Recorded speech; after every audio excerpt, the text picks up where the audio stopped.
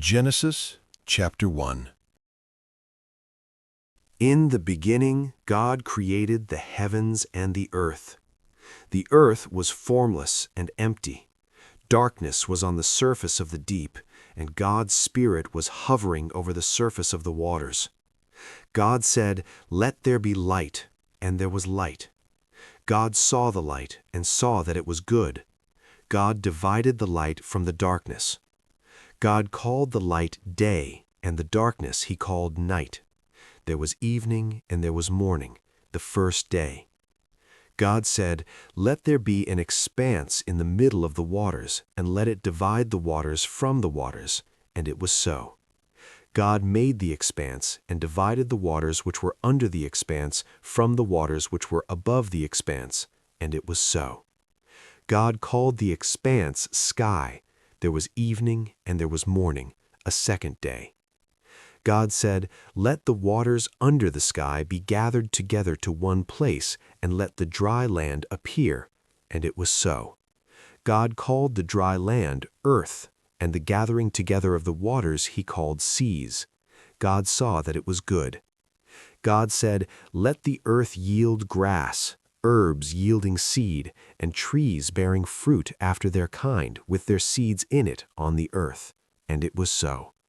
The earth yielded grass, herbs yielding seed after their kind, and trees bearing fruit with their seeds in it after their kind. And God saw that it was good. There was evening and there was morning, a third day. God said, "Let there be lights in the expanse of the sky to divide the day from the night, and let them be for signs to mark seasons, days, and years. And let them be for lights in the expanse of the sky to give light on the earth." And it was so. God made the two great lights, the greater light to rule the day, and the lesser light to rule the night. He also made the stars. God set them in the expanse of the sky to give light to the earth, and to rule over the day and over the night, and to divide the light from the darkness. God saw that it was good. There was evening and there was morning, a fourth day. God said, "Let the waters abound with living creatures, and let birds fly above the earth in the open expanse of the sky." God created the large sea creatures and every living creature that moves, with which the waters swarmed after their kind, and every winged bird after its kind. God saw that it was good. God blessed them, saying, "Be fruitful and multiply, and fill the waters in the seas, and let birds multiply on the earth." There was evening and there was morning, a fifth day. God said, "Let the earth produce living creatures after their kind, livestock, creeping things, and animals of the earth after their kind." And it was so. God made the animals of the earth after their kind, and the livestock after their kind, and everything that creeps on the ground after its kind. God saw that it was good. God said, "Let's make man in our image, after our likeness. Let them have dominion over the fish of the sea, and over the birds of the sky, and over all the livestock, and over all the earth, and over every creeping thing that creeps on the earth." God created man in his own image. In God's image he created him. Male and female he created them. God blessed them. God said to them, "Be fruitful, multiply, fill the earth and subdue it. Have dominion over the fish of the sea, over the birds of the sky, and over every living thing that moves on the earth." God said, "Behold, I have given you every herb yielding seed, which is on the surface of all the earth, and every tree which bears fruit yielding seed. It will be your food. To every animal of the earth, and to every bird of the sky, and to everything that creeps on the earth, in which there is life, I have given every green herb for food." And it was so. God saw everything that he had made, and behold, it was very good. There was evening and there was morning, a sixth day. Genesis chapter 2. The heavens, the earth, and all their vast array were finished. On the seventh day God finished his work which he had done, and he rested on the seventh day from all his work which he had done. God blessed the seventh day and made it holy, because he rested in it from all his work of creation which he had done. This is the history of the generations of the heavens and of the earth when they were created, in the day that the Lord God made the earth and the heavens. No plant of the field was yet in the earth, and no herb of the field had yet sprung up, for the Lord God had not caused it to rain on the earth. There was not a man to till the ground, but a mist went up from the earth and watered the whole surface of the ground. The Lord God formed man from the dust of the ground and breathed into his nostrils the breath of life, and man became a living soul. The Lord God planted a garden eastward in Eden, and there he put the man whom he had formed. Out of the ground the Lord God made every tree to grow that is pleasant to the sight and good for food, including the tree of life in the middle of the garden and the tree of the knowledge of good and evil. A river went out of Eden to water the garden, and from there it was parted and became the source of 4 rivers. The name of the first is Pishon. It flows through the whole land of Havilah, where there is gold, and the gold of that land is good.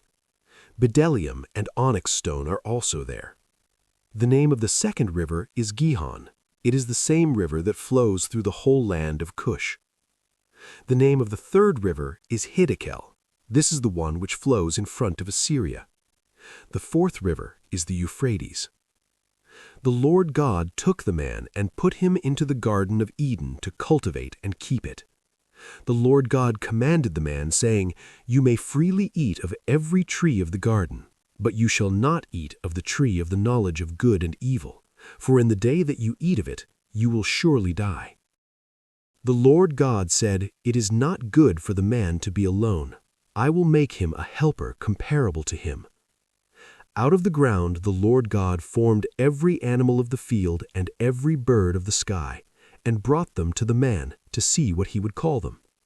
Whatever the man called every living creature became its name. The man gave names to all livestock, and to the birds of the sky, and to every animal of the field, but for man there was not found a helper comparable to him. The Lord God caused the man to fall into a deep sleep. As the man slept, he took one of his ribs and closed up the flesh in its place.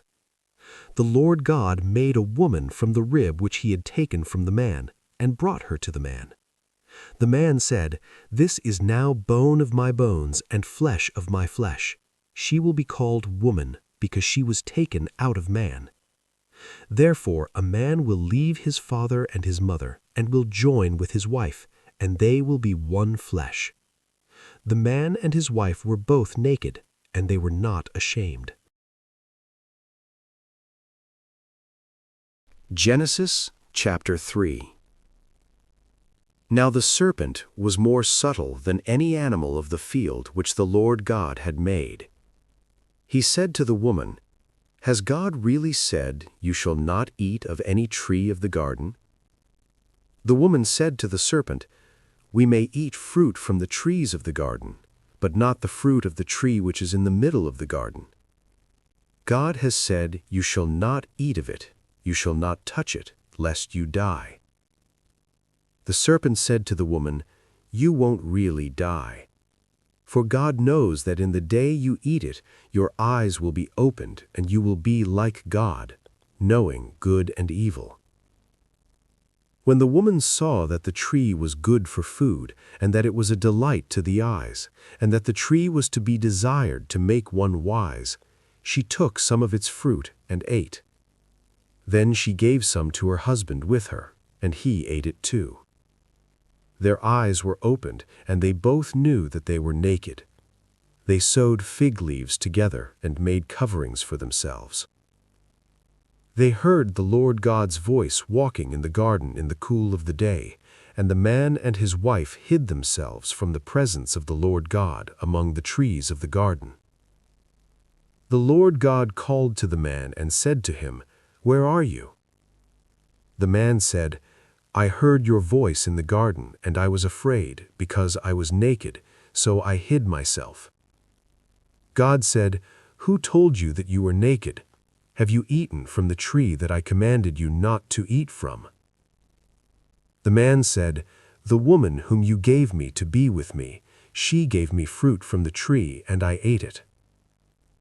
The Lord God said to the woman, "What have you done?" The woman said, "The serpent deceived me, and I ate." The Lord God said to the serpent, "Because you have done this, you are cursed above all livestock and above every animal of the field. You shall go on your belly, and you shall eat dust all the days of your life. I will put hostility between you and the woman, and between your offspring and her offspring. He will bruise your head, and you will bruise his heel." To the woman he said, "I will greatly multiply your pain in childbirth.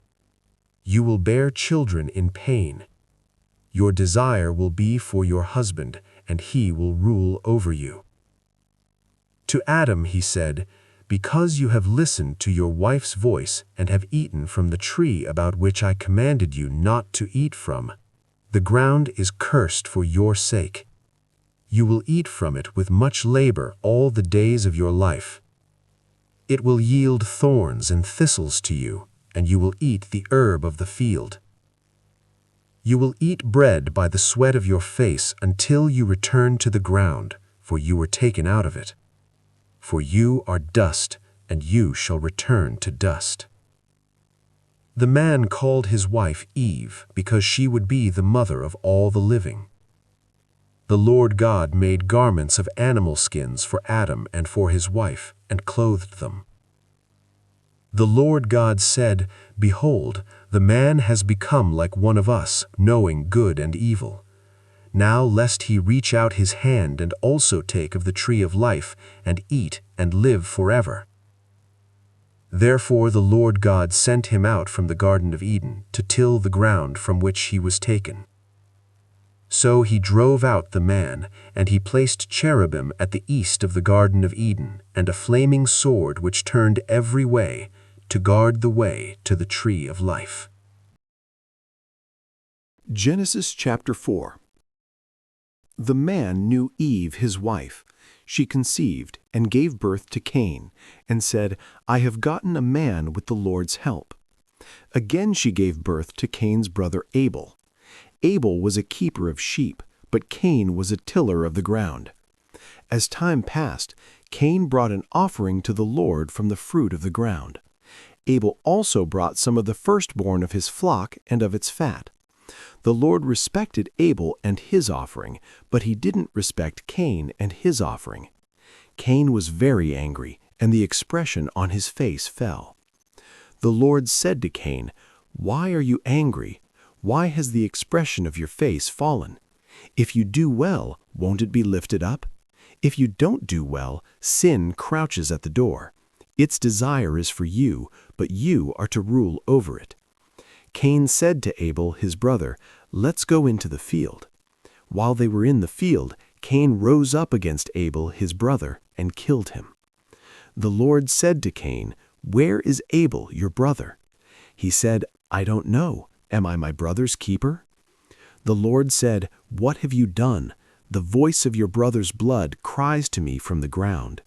Now you are cursed because of the ground, which has opened its mouth to receive your brother's blood from your hand. Now from when you till the ground, it won't yield its strength to you. You will be a fugitive and a wanderer in the earth." Cain said to the Lord, "My punishment is greater than I can bear. Behold, you have driven me out today from the surface of the ground. I will be hidden from your face, and I will be a fugitive and a wanderer in the earth. Whoever finds me will kill me." The Lord said to him, "Therefore, whoever slays Cain, vengeance will be taken on him sevenfold." The Lord appointed a sign for Cain, so that anyone finding him would not strike him. Cain left the Lord's presence and lived in the land of Nod, east of Eden. Cain knew his wife. She conceived and gave birth to Enoch. He built a city and named the city after the name of his son, Enoch.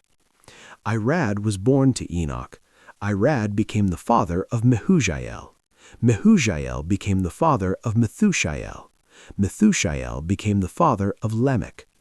Lamech took 2 wives. The name of the first one was Ada, and the name of the second one was Zillah. Ada gave birth to Jabal, who was the father of those who dwell in tents and have livestock. His brother's name was Jubal, who was the father of all who handle the harp and pipe. Zillah also gave birth to Tubal-Cain, the forger of every cutting instrument of bronze and iron. Tubal-Cain's sister was Naamah. Lamech said to his wives, Ada and Zillah, hear my voice.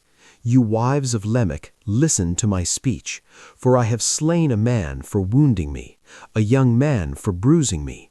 If Cain will be avenged 7 times, truly Lamech 77 times. Adam knew his wife again. She gave birth to a son, and named him Seth, saying, For God has given me another child instead of Abel, for Cain killed him. A son was also born to Seth, and he named him Enosh. At that time men began to call on the Lord's name. Genesis 5. This is the book of the generations of Adam. In the day that God created man, he made him in God's likeness. He created them male and female and blessed them. On the day they were created, he named them Adam. Adam lived 130 years and became the father of a son in his own likeness, after his image, and named him Seth. The days of Adam after he became the father of Seth were 800 years, and he became the father of other sons and daughters. All the days of Adam lived 930 years, then he died. Seth lived 105 years, then became the father of Enosh. Seth lived after he became the father of Enosh 807 years, and became the father of other sons and daughters. All of the days of Seth were 912 years, then he died. Enosh lived 90 years and became the father of Canaan. Enosh lived after he became the father of Canaan 815 years and became the father of other sons and daughters. All of the days of Enosh were 905 years, then he died. Kenan lived 70 years, then became the father of Mahalalel. Kenan lived after he became the father of Mahalalel 840 years and became the father of other sons and daughters. And all of the days of Kenan were 910 years, then he died. Mahalalel lived 65 years, then became the father of Jared. Mahalalel lived after he became the father of Jared 830 years and became the father of other sons and daughters. All of the days of Mahalalel were 895 years, then he died. Jared lived 162 years, then became the father of Enoch. Jared lived after he became the father of Enoch 800 years and became the father of more sons and daughters. All of the days of Enoch were 365 years. Enoch walked with God, and he was not found, for God took him. Methuselah lived 187 years, then became the father of Lamech. Methuselah lived after he became the father of Lamech 772 years and became the father of other sons and daughters. All of the days of Methuselah were 969 years, then he died. Lamech lived 182 years, then became the father of a son. He named him Noah, saying, This one will comfort us in our work and in the toil of our hands, caused by the ground which the Lord has cursed. Lamech lived after he became the father of Noah 595 years, and became the father of other sons and daughters. All of the days of Lamech were 777 years, then he died. Noah was 500 years old, then Noah became the father of Shem, Ham, and Japheth. Genesis 6. When men began to multiply on the surface of the ground, and daughters were born to them, God's sons saw that men's daughters were beautiful, and they took any that they wanted for themselves as wives.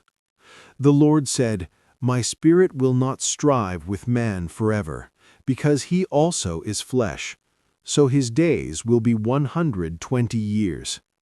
The Nephilim were in the earth in those days, and also after that, when God's sons came into men's daughters and had children with them. Those were the mighty men who were of old, men of renown.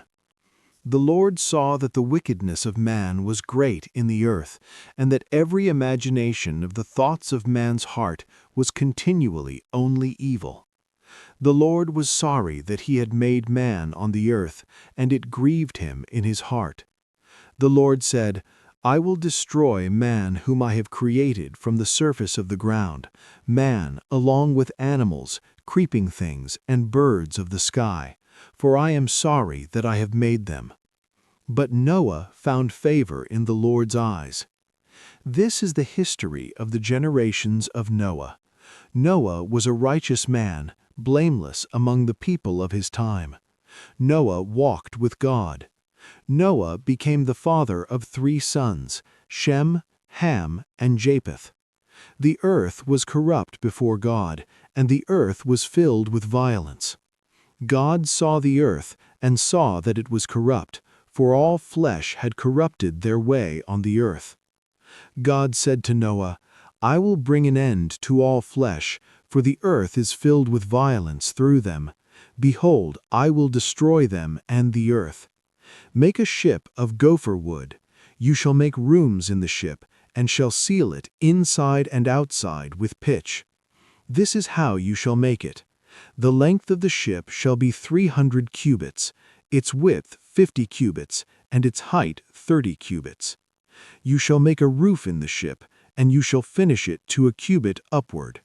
You shall set the door of the ship in its side. You shall make it with lower, second, and third levels. I, even I, will bring the flood of waters on this earth, to destroy all flesh having the breath of life from under the sky. Everything that is in the earth will die. But I will establish my covenant with you.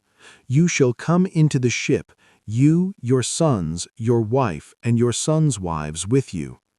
Of every living thing of all flesh you shall bring 2 of every sort into the ship, to keep them alive with you.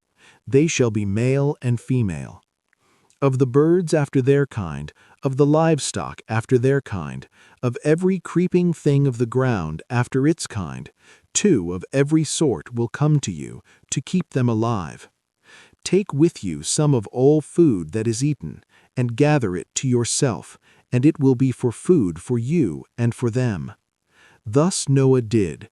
He did all that God commanded him. Chapter 7. The Lord said to Noah, "Come with all of your household into the ship, for I have seen your righteousness before me in this generation. You shall take 7 pairs of every clean animal with you, the male and his female. Of the animals that are not clean, take 2, the male and his female.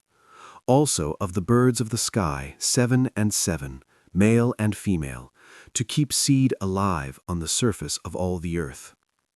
In 7 days I will cause it to rain on the earth for 40 days and 40 nights. I will destroy every living thing that I have made from the surface of the ground." Noah did everything that the Lord commanded him. Noah was 600 years old when the flood of waters came on the earth. Noah went into the ship with his sons, his wife, and his sons' wives because of the flood waters. Clean animals, unclean animals, birds, and everything that creeps on the ground went by pairs to Noah into the ship, male and female, as God commanded Noah. After the 7 days the flood waters came on the earth. In the 600th year of Noah's life, in the 2nd month, on the 17th day of the month, on that day all the fountains of the great deep burst open, and the sky's windows opened. It rained on the earth 40 days and 40 nights. In the same day Noah and Shem, Ham, and Japheth, the sons of Noah, and Noah's wife and the 3 wives of his sons with them, entered into the ship. They and every animal after its kind, all the livestock after their kind, every creeping thing that creeps on the earth after its kind, and every bird after its kind, every bird of every sort. Pairs from all flesh with the breath of life in them went into the ship to Noah. Those who went in male and female of all flesh, as God commanded him. Then the Lord shut him in. The flood was 40 days on the earth. The waters increased and lifted up the ship, and it was lifted up above the earth. The waters rose and increased greatly on the earth, and the ship floated on the surface of the waters. The waters rose very high on the earth. All the high mountains that were under the whole sky were covered. The waters rose 15 cubits higher, and the mountains were covered. All flesh died that moved on the earth, including birds, livestock, animals, creeping thing that creeps on the earth, and every man. All on the dry land in whose nostrils was the breath of the Spirit of life died. Every living thing was destroyed that was on the surface of the ground, including man, livestock, creeping things, and birds of the sky. They were destroyed from the earth. Only Noah was left, and those who were with him in the ship. The waters flooded the earth 150 days. Genesis chapter 8. God remembered Noah, all the animals, and all the livestock that were with him in the ship, and God made a wind to pass over the earth. The water subsided, the deep's fountains and the sky's windows were also stopped, and the rain from the sky was restrained. The waters continually receded from the earth. After the end of 150 days, the waters receded. The ship rested in the 7th month, on the 17th day of the month, on Ararat's mountains. The waters receded continually until the 10th month. In the 10th month, on the 1st day of the month, the tops of the mountains were visible. At the end of 40 days, Noah opened the window of the ship which he had made, and he sent out a raven. It went back and forth until the waters were dried up from the earth. He himself sent out a dove to see if the waters were abated from the surface of the ground, but the dove found no place to rest her foot, and she returned into the ship to him, for the waters were on the surface of the whole earth.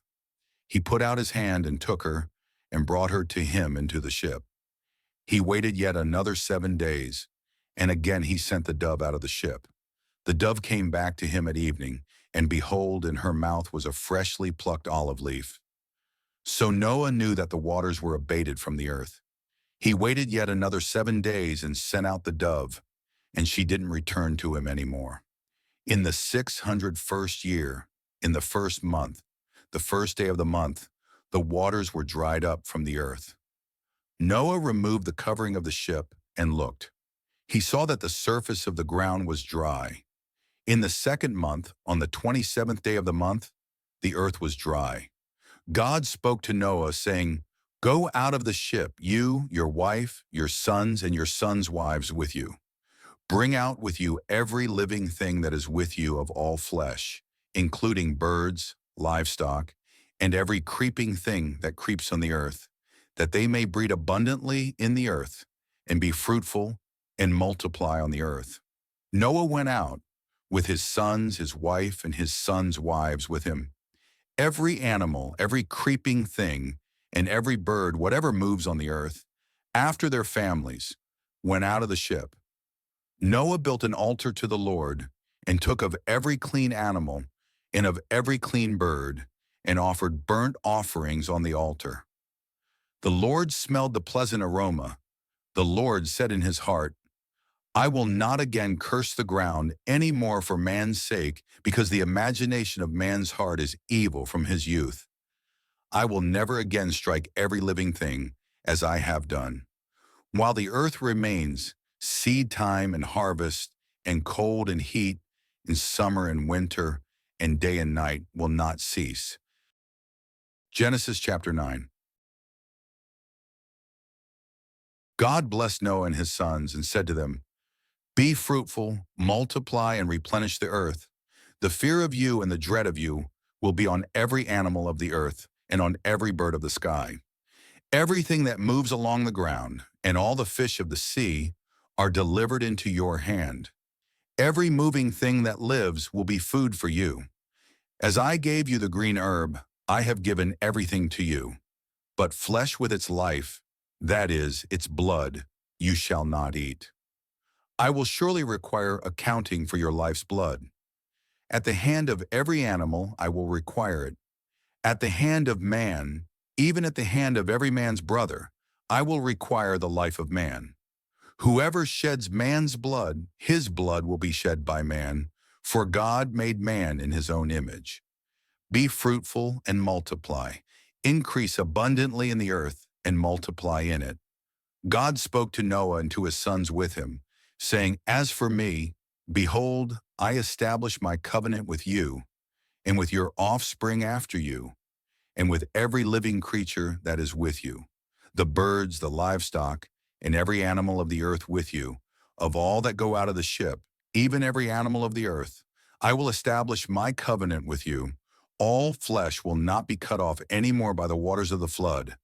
There will never again be a flood to destroy the earth.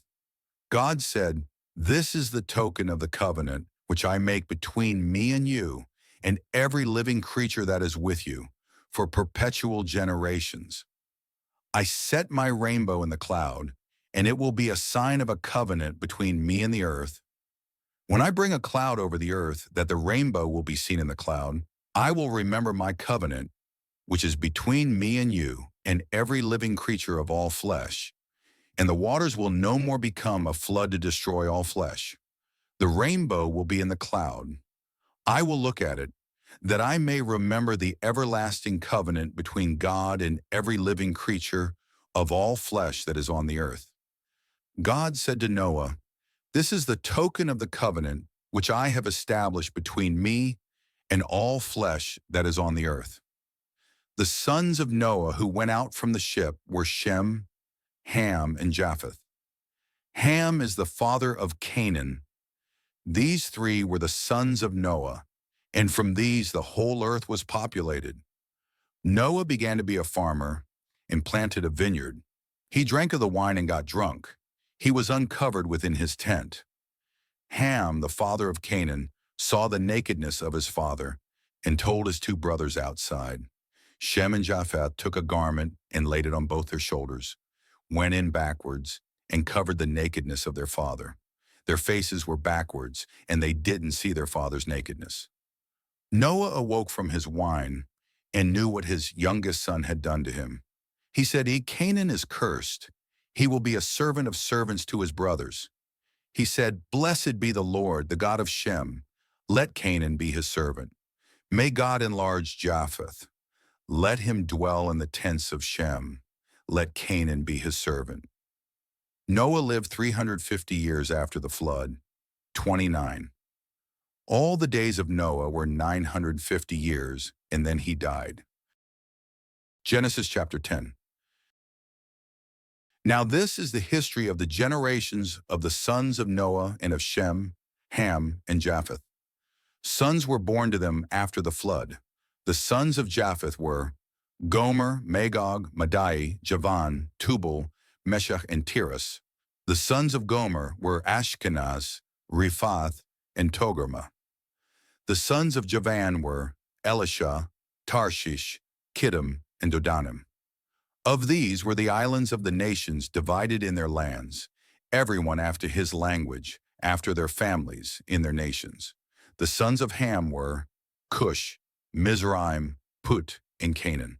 The sons of Cush were Seba, Havilah, Sabta, Rama, and Sabteca. The sons of Rama were Sheba and Dedan. Cush became the father of Nimrod. He began to be a mighty one in the earth. He was a mighty hunter before the Lord. Therefore it is said, like Nimrod, a mighty hunter before the Lord. The beginning of his kingdom was Babel, Erech, Akkad, and Calneh, in the land of Shinar. Out of that land he went into Assyria and built Nineveh, Rehoboth-ir, Calah, and Resen between Nineveh and the great city Calah. Mizraim became the father of Ludim, Anamim, Lehabim, Naphtuhim, Pathrusim, Casluhim, which the Philistines descended from, and Caphtorim. Canaan became the father of Sidon, his firstborn, Heth, the Jebusites, the Amorites, the Girgashites, the Hivites, the Archites, the Sinites, the Arvadites, the Zemarites, and the Hamathites. Afterward, the families of the Canaanites were spread abroad. The border of the Canaanites was from Sidon, as you go toward Gerar, to Gaza, as you go toward Sodom, Gomorrah, Admah, and Zeboim, to Lasha. These are the sons of Ham after their families, according to their languages, in their lands and their nations. Children were also born to Shem, the elder brother of Japheth, the father of all the children of Eber. The sons of Shem were Elam, Ashur, Arpachshad, Lud, and Aram. The sons of Aram were Uz, Hul, Gether, and Mash. Arpachshad became the father of Shelah. Shelah became the father of Eber. To Eber were born two sons. The name of the one was Peleg, for in his days the earth was divided. His brother's name was Joktan. Joktan became the father of Almodad, Sheleph, Hazarmaveth, Jerah, Hadaram, Uzal, Dikla, Obal, Abimael, Sheba, Ophir, Havilah, and Jobab. All these were the sons of Joktan. Their dwelling extended from Mesha as you go toward Sephar, the mountain of the east. These are the sons of Shem, by their families according to their languages, lands, and nations. These are the families of the sons of Noah, by their generations, according to their nations. The nations divided from these in the earth after the flood. Genesis chapter 11. The whole earth was of one language and of one speech. As they traveled east, they found a plain in the land of Shinar, and they lived there. They said to one another, "Come, let's make bricks and burn them thoroughly." They had brick for stone, and they used tar for mortar. They said, "Come, let's build ourselves a city and a tower whose top reaches to the sky, and let's make a name for ourselves, lest we be scattered abroad on the surface of the whole earth." The Lord came down to see the city and the tower, which the children of men built.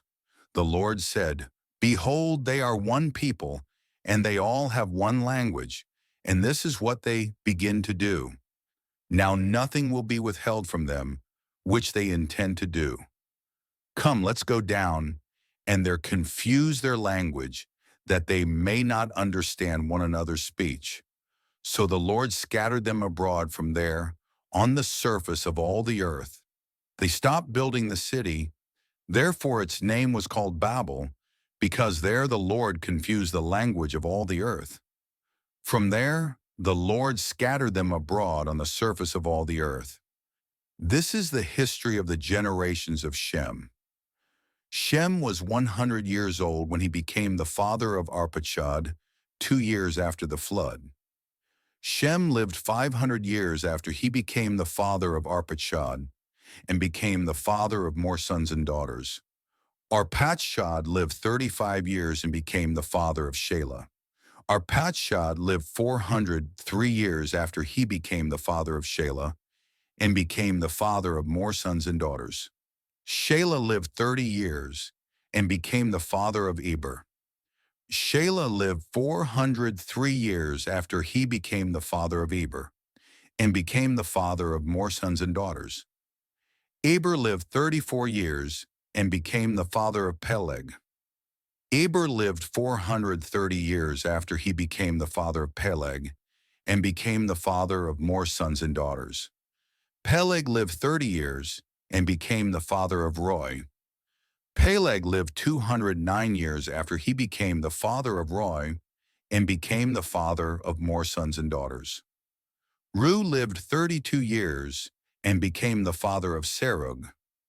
Ru lived 207 years after he became the father of Serug, and became the father of more sons and daughters. Serug lived 30 years and became the father of Nahor. Serug lived 200 years after he became the father of Nahor, and became the father of more sons and daughters. Nahor lived 29 years and became the father of Terah.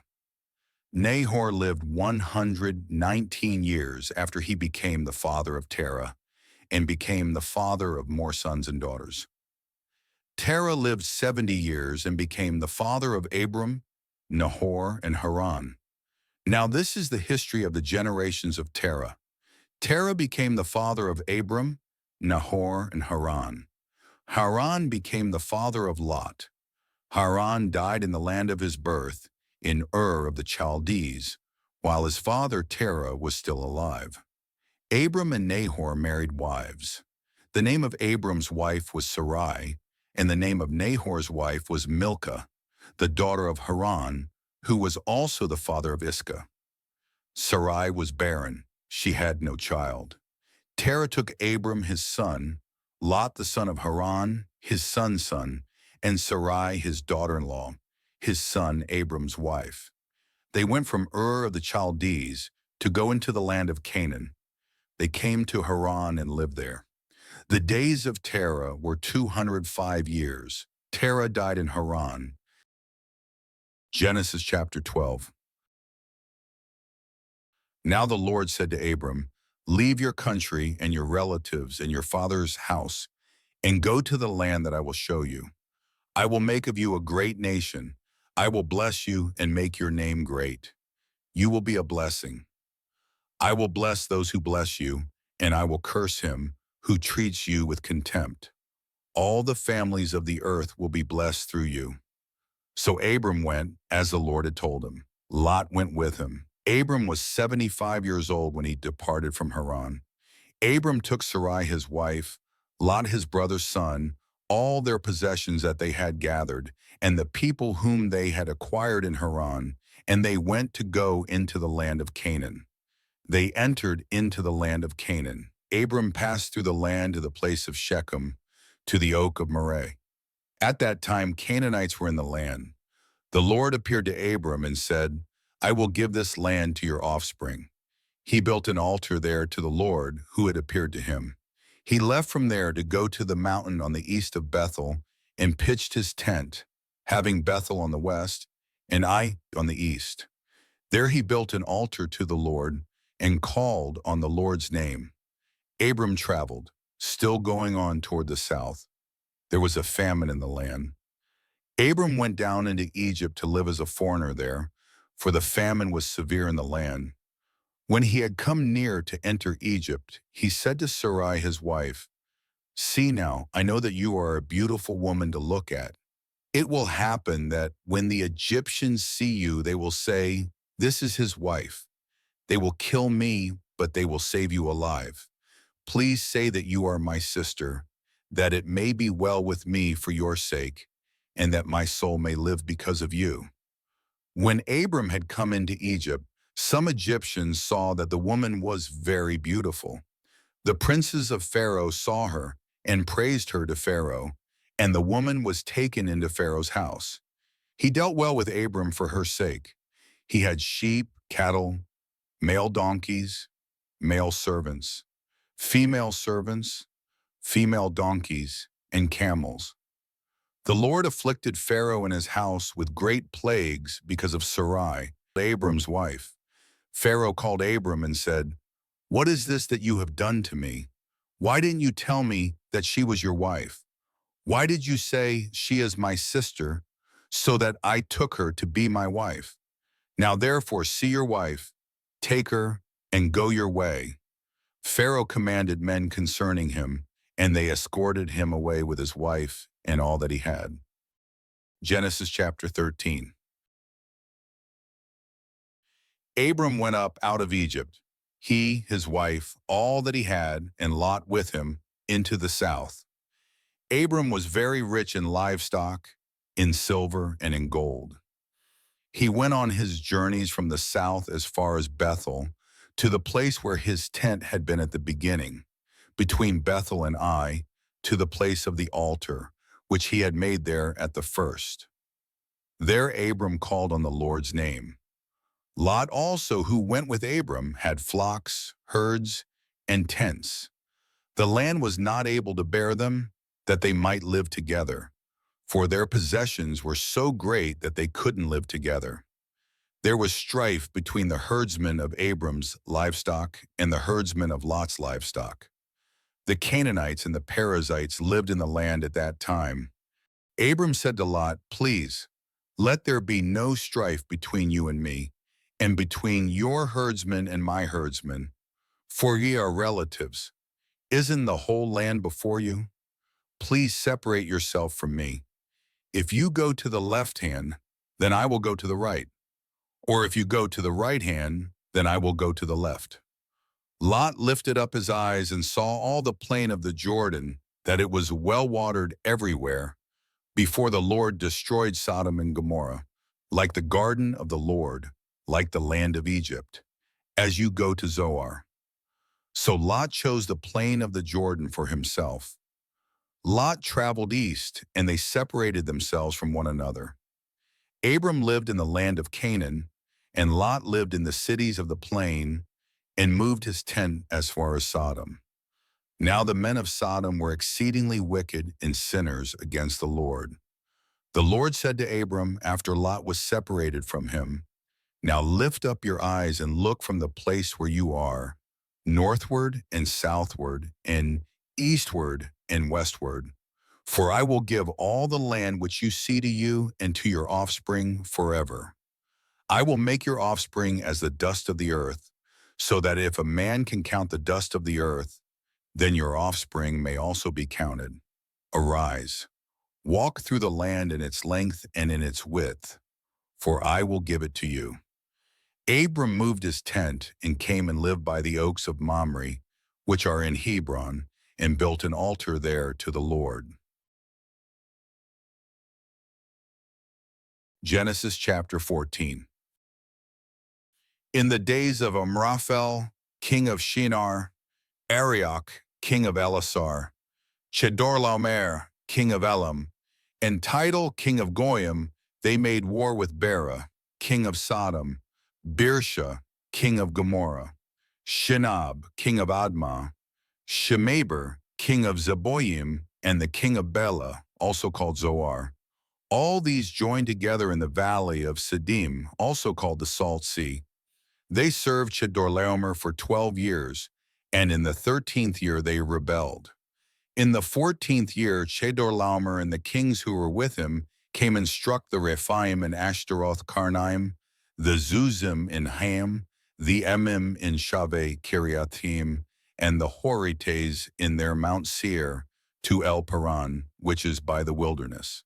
They returned and came to En Mishpat, also called Kadesh, and struck all the country of the Amalekites, and also the Amorites that lived in Hazazon Tamar, the king of Sodom and the king of Gomorrah, the king of Admah, the king of Zeboim, and the king of Bela, also called Zoar, went out.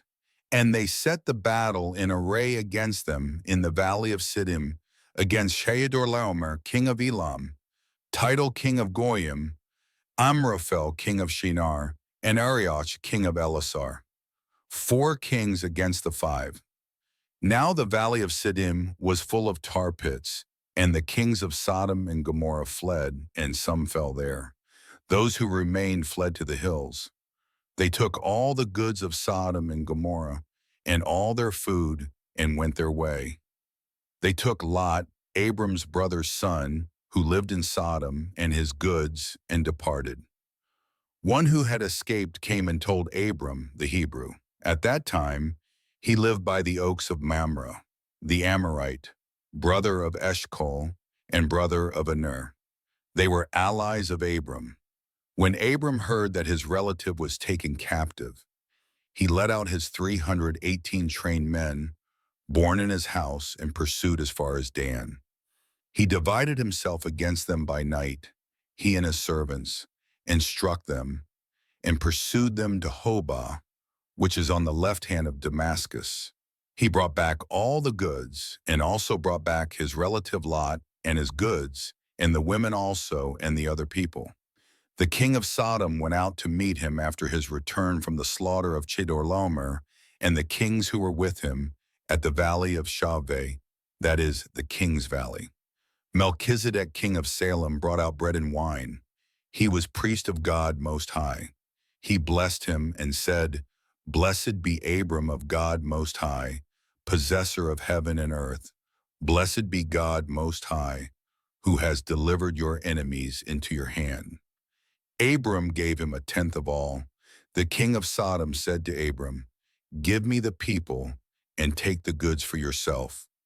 Abram said to the king of Sodom, "I have lifted up my hand to the Lord, God Most High, possessor of heaven and earth, that I will not take a thread, nor a sandal strap, nor anything that is yours, lest you should say, 'I have made Abram rich.'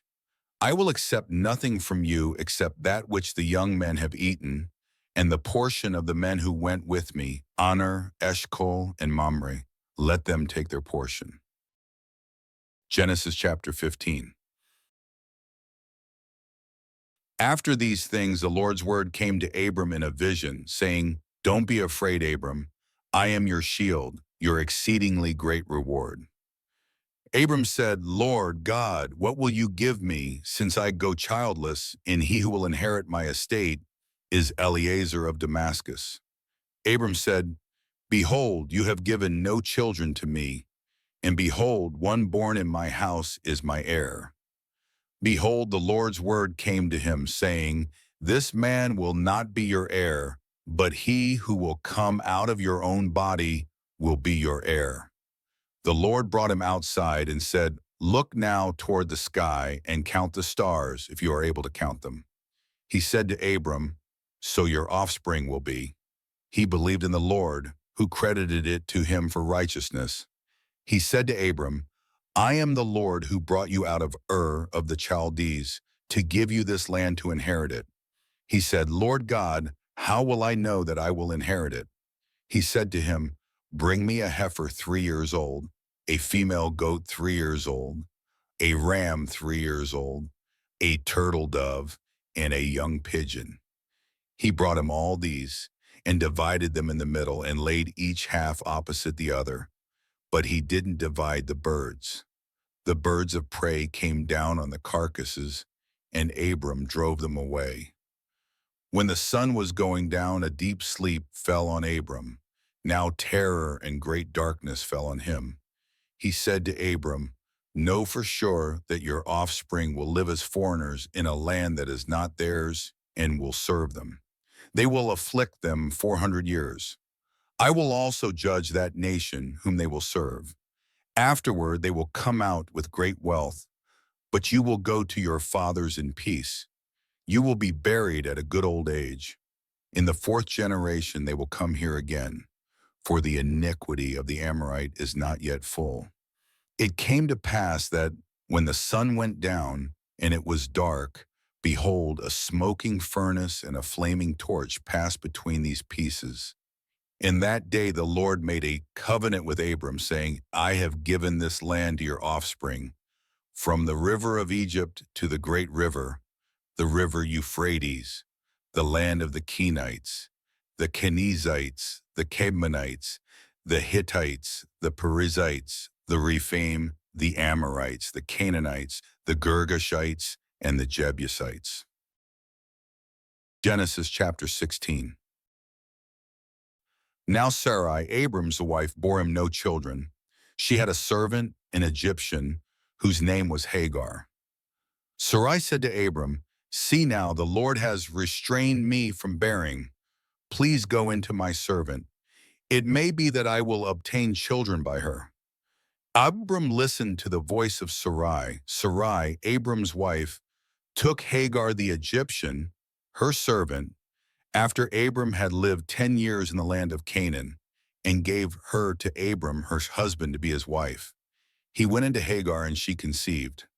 When she saw that she had conceived, her mistress was despised in her eyes. Sarai said to Abram, "This wrong is your fault. I gave my servant into your bosom, and when she saw that she had conceived, she despised me. May the Lord judge between me and you." But Abram said to Sarai, "Behold, your maid is in your hand. Do to her whatever is good in your eyes." Sarai dealt harshly with her, and she fled from her face. The Lord's angel found her by a fountain of water in the wilderness, by the fountain on the way to Shur. He said, Hagar, Sarai's servant, where did you come from? Where are you going? She said, I am fleeing from the face of my mistress, Sarai. The Lord's angel said to her, return to your mistress and submit yourself under her hands. The Lord's angel said to her, I will greatly multiply your offspring, that they will not be counted for multitude. The Lord's angel said to her, behold, you are with child and will bear a son. You shall call his name Ishmael, because the Lord has heard your affliction. He will be like a wild donkey among men. His hand will be against every man, and every man's hand against him. He will live opposed to all of his brothers. She called the name of the Lord who spoke to her, you are a God who sees, for she said, have I even stayed alive after seeing him? Therefore the well was called Bir Lahai Roi. Behold, it is between Kadesh and Bered. Hagar bore a son for Abram. Abram called the name of his son, whom Hagar bore, Ishmael. Abram was 86 years old when Hagar bore Ishmael to Abram. Genesis chapter 17. When Abram was 99 years old, the Lord appeared to Abram and said to him, I am God Almighty. Walk before me and be blameless. I will make my covenant between me and you, and will multiply you exceedingly. Abram fell on his face. God talked with him, saying, as for me, behold, my covenant is with you. You will be the father of a multitude of nations. Your name will no more be called Abram, but your name will be Abraham. For I have made you the father of a multitude of nations. I will make you exceedingly fruitful, and I will make nations of you. Kings will come out of you. I will establish my covenant between me and you and your offspring after you throughout their generations for an everlasting covenant, to be a God to you and to your offspring after you. I will give to you and to your offspring after you the land where you are traveling, all the land of Canaan, for an everlasting possession. I will be their God. God said to Abraham, as for you, you shall keep my covenant, you and your offspring after you throughout their generations. This is my covenant, which you shall keep between me and you and your offspring after you.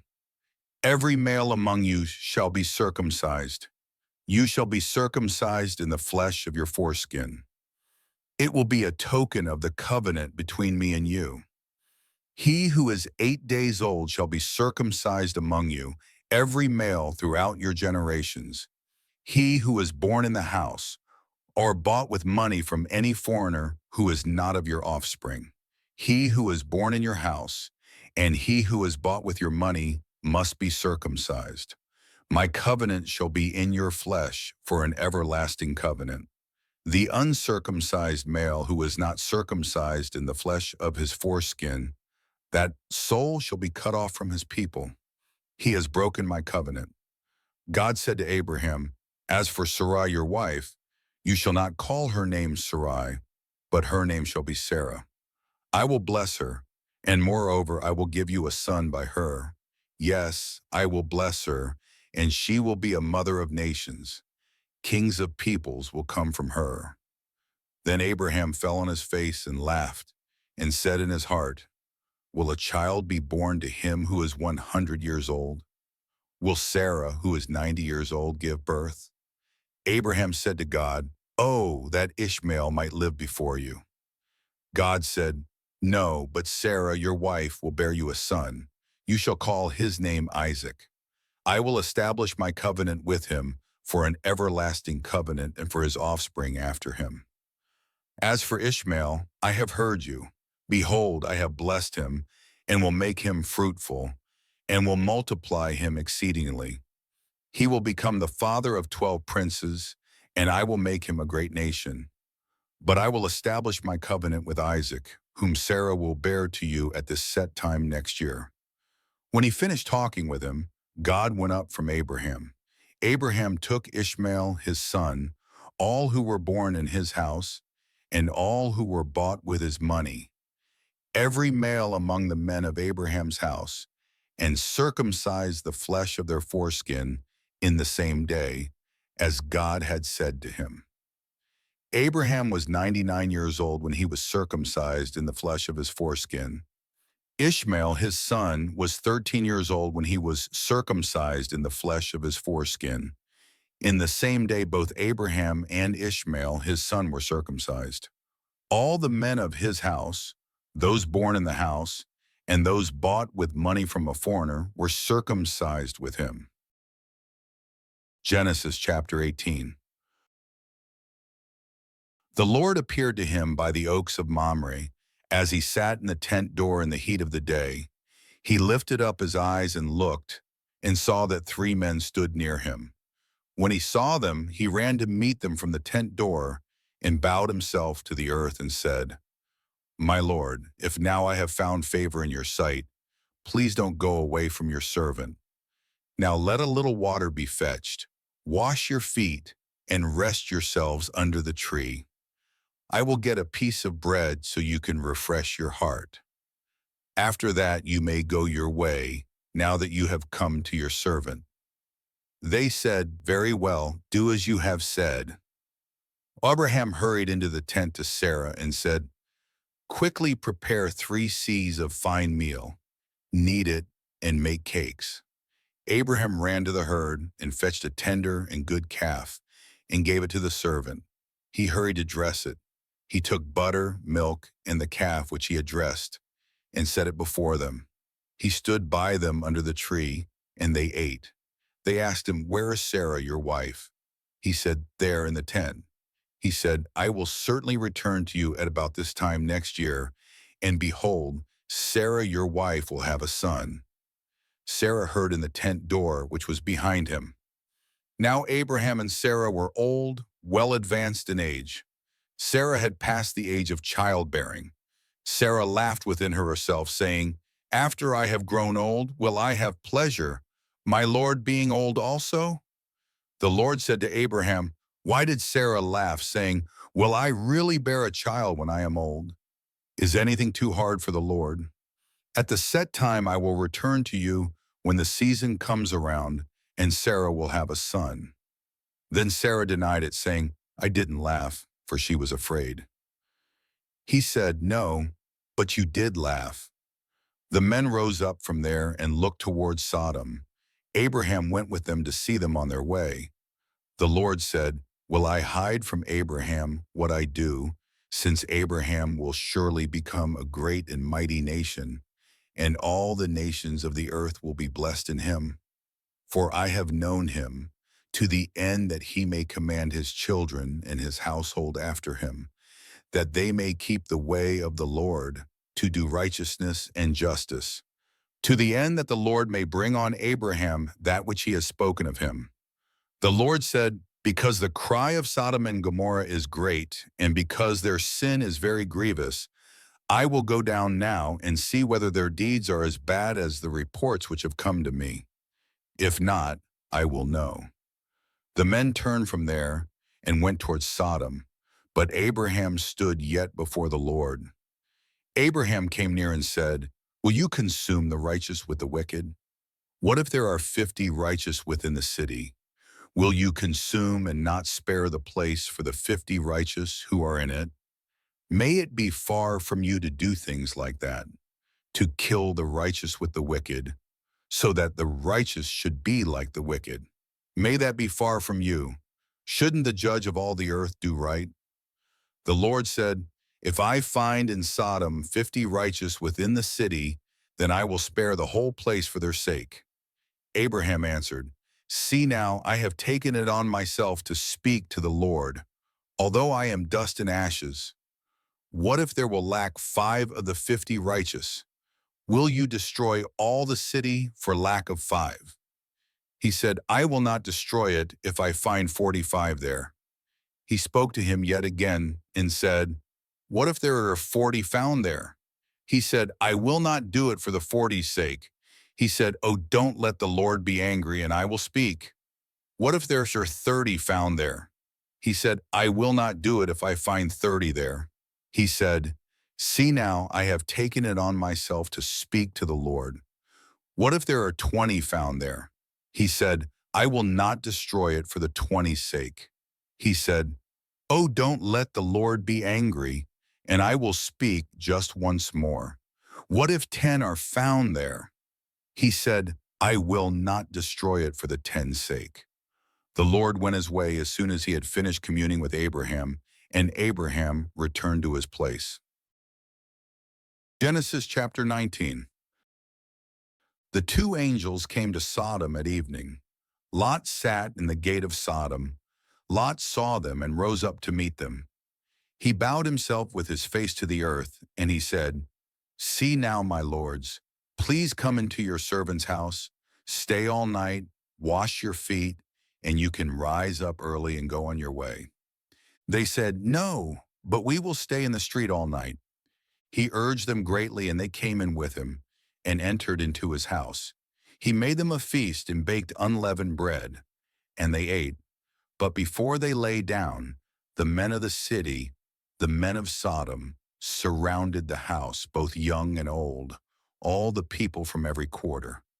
They called to Lot and said to him, Where are the men who came into you this night? Bring them out to us, that we may have sex with them. Lot went out to them through the door and shut the door after himself. He said, Please, my brothers, don't act so wickedly. See now, I have 2 virgin daughters. Please let me bring them out to you, and you may do to them what seems good to you. Only don't do anything to these men, because they have come under the shadow of my roof. They said, Stand back. Then they said, This one fellow came in to live as a foreigner, and he appoints himself a judge. Now we will deal worse with you than with them. They pressed hard on the man Lot and came near to break the door. But the men reached out their hand and brought Lot into the house to them and shut the door. They struck the men who were at the door of the house with blindness, both small and great, so that they wearied themselves to find the door. The men said to Lot, Do you have anybody else here? Sons-in-law, your sons, your daughters, and whomever you have in the city, bring them out of the place, for we will destroy this place, because the outcry against them has grown so great before the Lord that the Lord has sent us to destroy it. Lot went out and spoke to his sons-in-law, who were pledged to marry his daughters, and said, Get up, get out of this place, for the Lord will destroy the city. But he seemed to his sons-in-law to be joking. When the morning came, then the angels hurried Lot, saying, Get up, take your wife and your 2 daughters who are here, lest you be consumed in the iniquity of the city. But he lingered, and the men grabbed his hand, his wife's hand, and his 2 daughters' hands, the Lord being merciful to him, and they took him out and set him outside of the city. It came to pass when they had taken them out that he said, Escape for your life. Don't look behind you, and don't stay anywhere in the plain. Escape to the mountains, lest you be consumed. Lot said to them, Oh, not so, my lord. See now, your servant has found favor in your sight, and you have magnified your loving kindness, which you have shown to me in saving my life. I can't escape to the mountain, lest evil overtake me, and I die. See now, this city is near to flee to, and it is a little one. Oh, let me escape there. Isn't it a little one? And my soul will live. He said to him, Behold, I have granted your request concerning this thing also, that I will not overthrow the city of which you have spoken. Hurry, escape there, for I can't do anything until you get there. Therefore the name of the city was called Zoar. The sun had risen on the earth when Lot came to Zoar. Then the Lord rained on Sodom and on Gomorrah sulfur and fire from the Lord out of the sky. He overthrew those cities, all the plain, all the inhabitants of the cities, and that which grew on the ground. But Lot's wife looked back from behind him, and she became a pillar of salt. Abraham went up early in the morning to the place where he had stood before the Lord. He looked toward Sodom and Gomorrah, and toward all the land of the plain, and saw that the smoke of the land went up as the smoke of a furnace. When God destroyed the cities of the plain, God remembered Abraham and sent Lot out of the middle of the overthrow when he overthrew the cities in which Lot lived. Lot went up out of Zoar and lived in the mountain, and his 2 daughters with him, for he was afraid to live in Zoar. He lived in a cave with his 2 daughters. The firstborn said to the younger, "Our father is old, and there is not a man in the earth to come in to us in the way of all the earth. Come, let's make our father drink wine, and we will lie with him, that we may preserve our father's family line." They made their father drink wine that night, and the firstborn went in and lay with her father. He didn't know when she lay down, nor when she arose. It came to pass on the next day that the firstborn said to the younger, "Behold, I lay last night with my father. Let's make him drink wine again tonight. You go in and lie with him, that we may preserve our father's family line." They made their father drink wine that night also. The younger went and lay with him. He didn't know when she lay down, nor when she got up. Thus both of Lot's daughters were with child by their father. The firstborn bore a son and named him Moab. He is the father of the Moabites to this day. The younger also bore a son and called his name Ben-Ami. He is the father of the children of Ammon to this day. Genesis chapter 20. Abraham traveled from there toward the land of the south and lived between Kadesh and Shur. He lived as a foreigner in Gerar. Abraham said about Sarah his wife, "She is my sister." Abimelech king of Gerar sent and took Sarah. But God came to Abimelech in a dream of the night and said to him, "Behold, you are a dead man, because of the woman whom you have taken, for she is a man's wife." Now Abimelech had not come near her. He said, "Lord, will you kill even a righteous nation? Didn't he tell me, 'She is my sister'?" She, even she herself, said, "He is my brother." I have done this in the integrity of my heart and the innocence of my hands. God said to him in the dream, "Yes, I know that in the integrity of your heart you have done this, and I also withheld you from sinning against me. Therefore I didn't allow you to touch her. Now therefore restore the man's wife, for he is a prophet, and he will pray for you, and you will live. If you don't restore her, know for sure that you will die, you and all who are yours." Abimelech rose early in the morning and called all his servants and told all these things in their ear. The men were very scared. Then Abimelech called Abraham and said to him, "What have you done to us? How have I sinned against you, that you have brought on me and on my kingdom a great sin? You have done deeds to me that ought not to be done." Abimelech said to Abraham, "What did you see that you have done this thing?" Abraham said, "Because I thought, surely the fear of God is not in this place. They will kill me for my wife's sake. Besides, she is indeed my sister, the daughter of my father, but not the daughter of my mother, and she became my wife. When God caused me to wander from my father's house, I said to her, 'This is your kindness which you shall show to me. Everywhere that we go, say of me, he is my brother.' Abimelech took sheep and cattle, male servants and female servants, and gave them to Abraham and restored Sarah, his wife, to him. Abimelech said, 'Behold, my land is before you. Dwell where it pleases you.' To Sarah he said, 'Behold, I have given your brother 1,000 pieces of silver. Behold, it is for you a covering of the eyes to all that are with you. In front of all you are vindicated.' Abraham prayed to God. So God healed Abimelech, his wife, and his female servants, and they bore children. For the Lord had closed up tight all the wombs of the house of Abimelech, because of Sarah, Abraham's wife.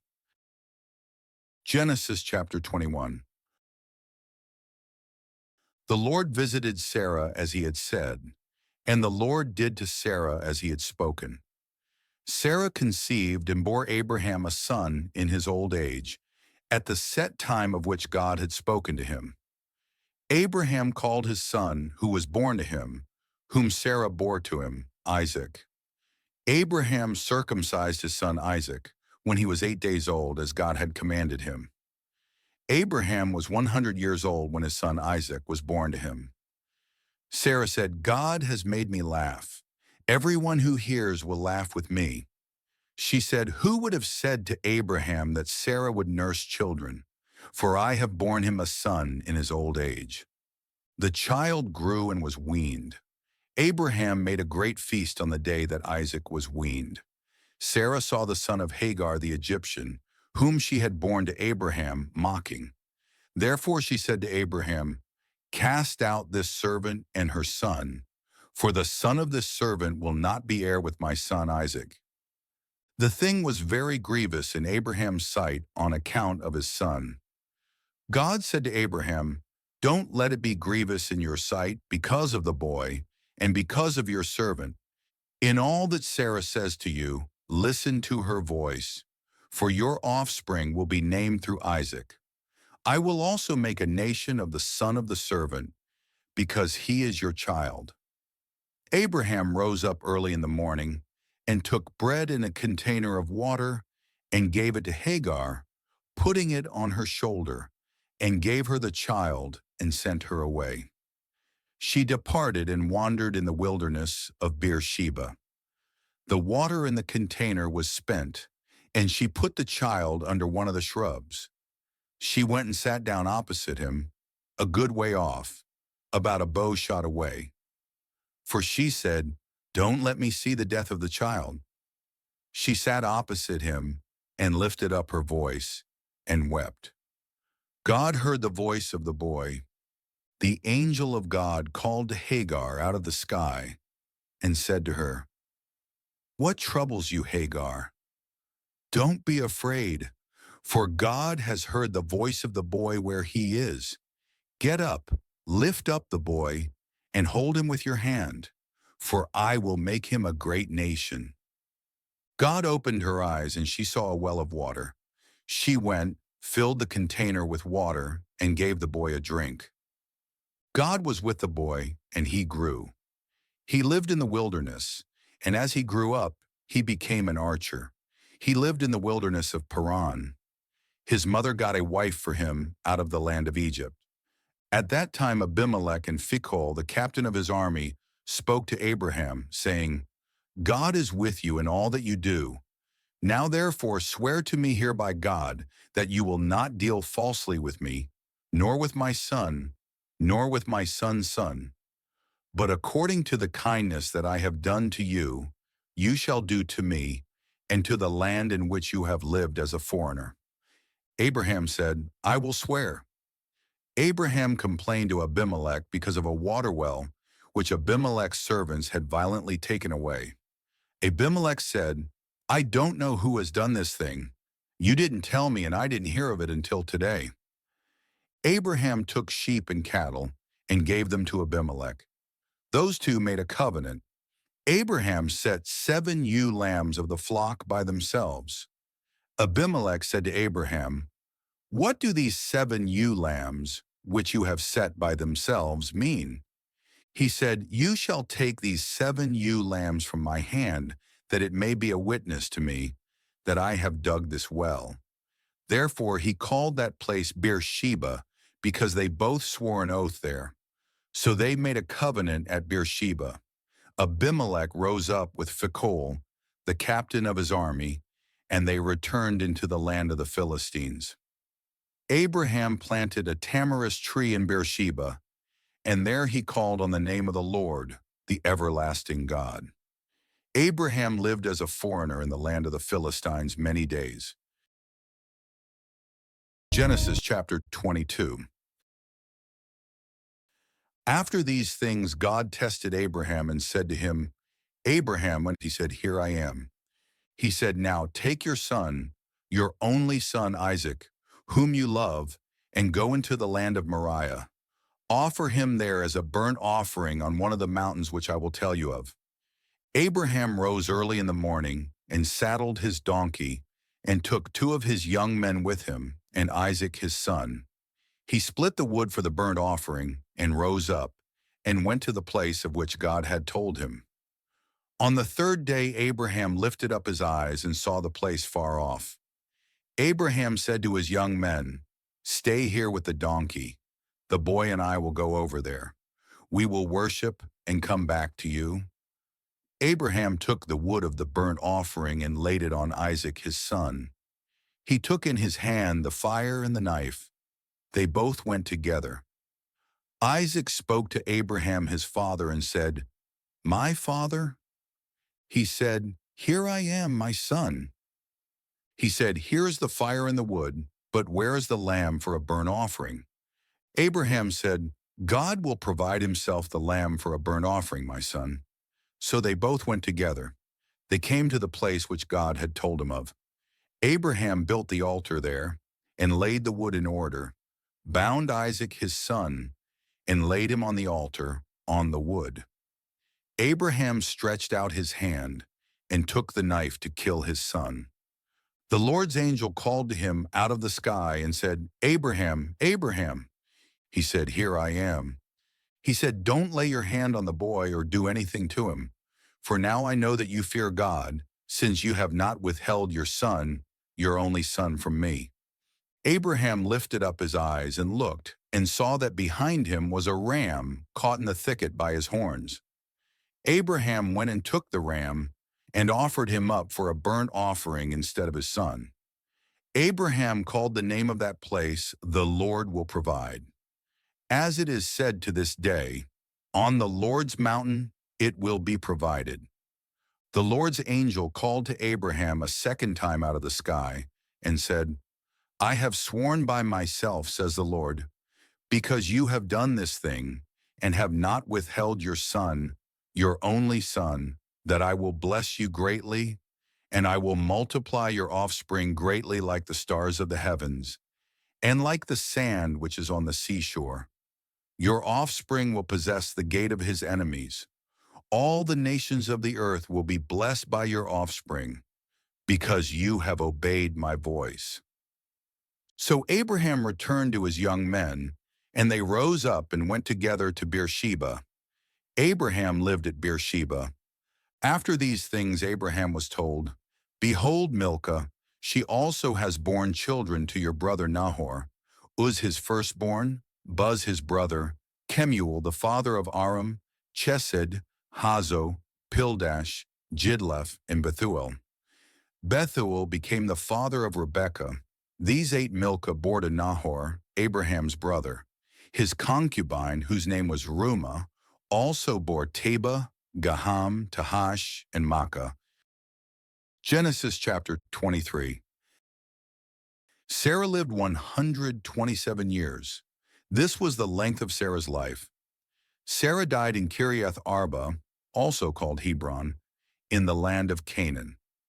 Abraham came to mourn for Sarah and to weep for her. Abraham rose up from before his dead and spoke to the children of Heth, saying, "I am a stranger and a foreigner living with you. Give me a possession of a burying place with you, that I may bury my dead out of my sight." The children of Heth answered Abraham, saying to him, "Hear us, my lord. You are a prince of God among us. Bury your dead in the best of our tombs. None of us will withhold from you his tomb. Bury your dead." Abraham rose up and bowed himself to the people of the land, to the children of Heth.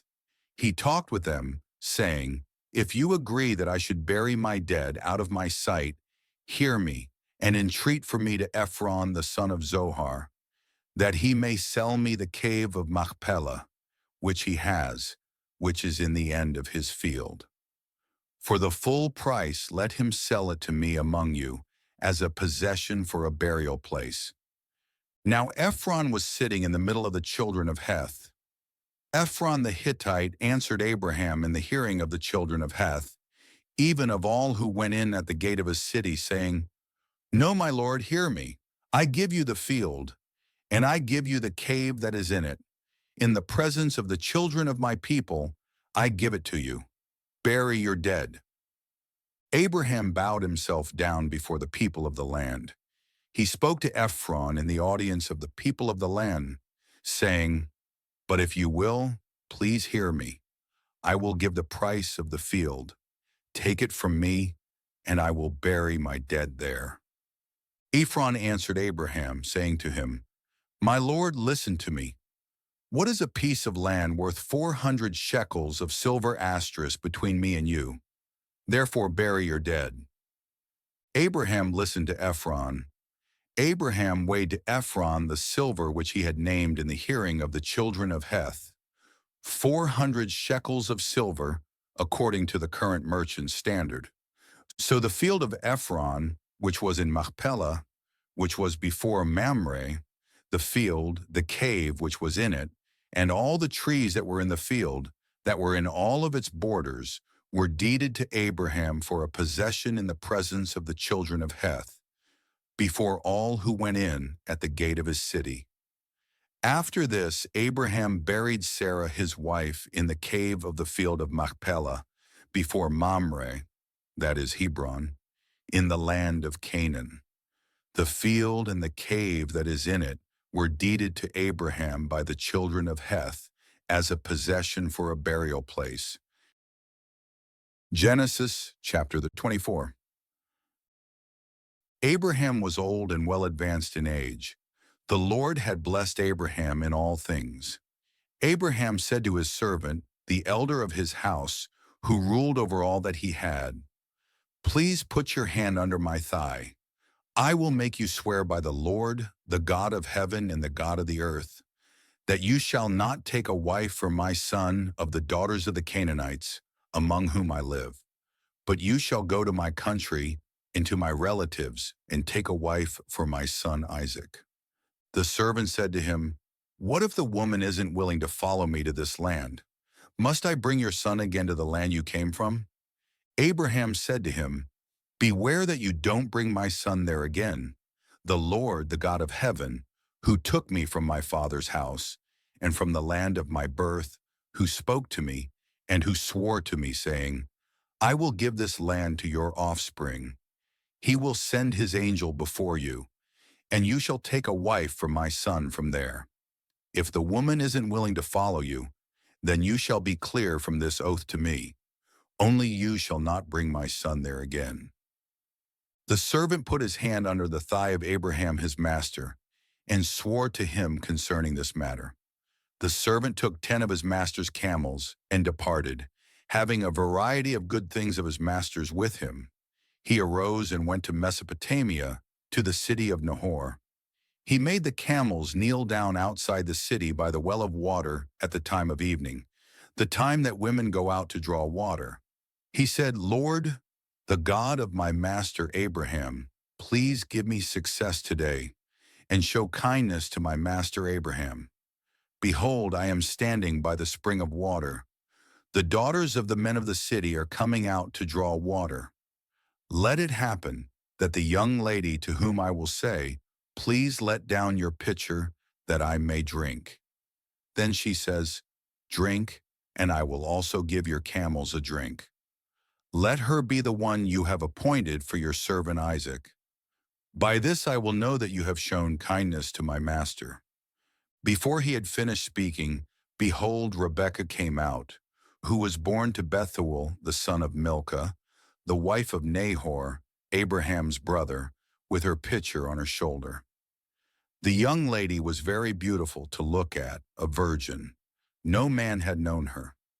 She went down to the spring, filled her pitcher, and came up. The servant ran to meet her and said, "Please give me a drink, a little water from your pitcher." She said, "Drink, my lord."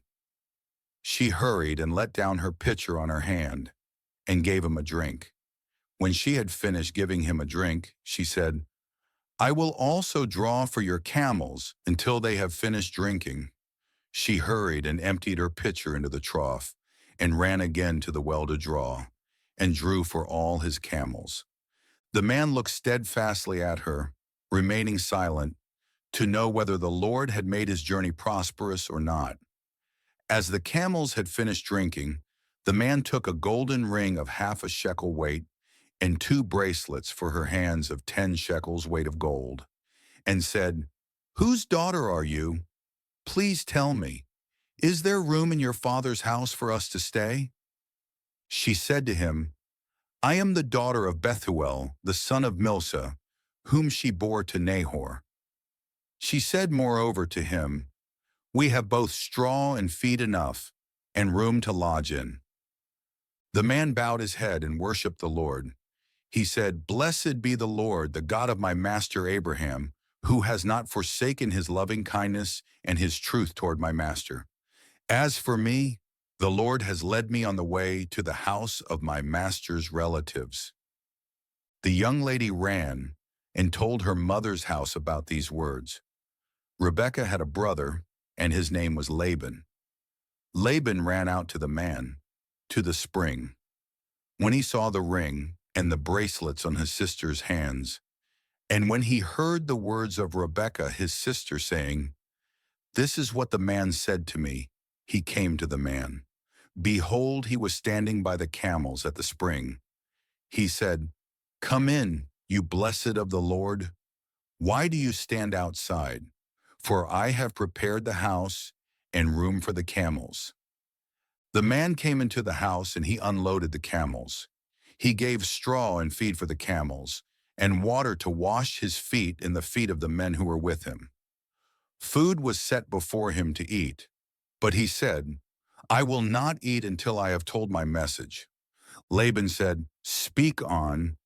He said, "I am Abraham's servant. The Lord has blessed my master greatly. He has become great. The Lord has given him flocks and herds, silver and gold, male servants and female servants, and camels and donkeys. Sarah, my master's wife, bore a son to my master when she was old. He has given all that he has to him.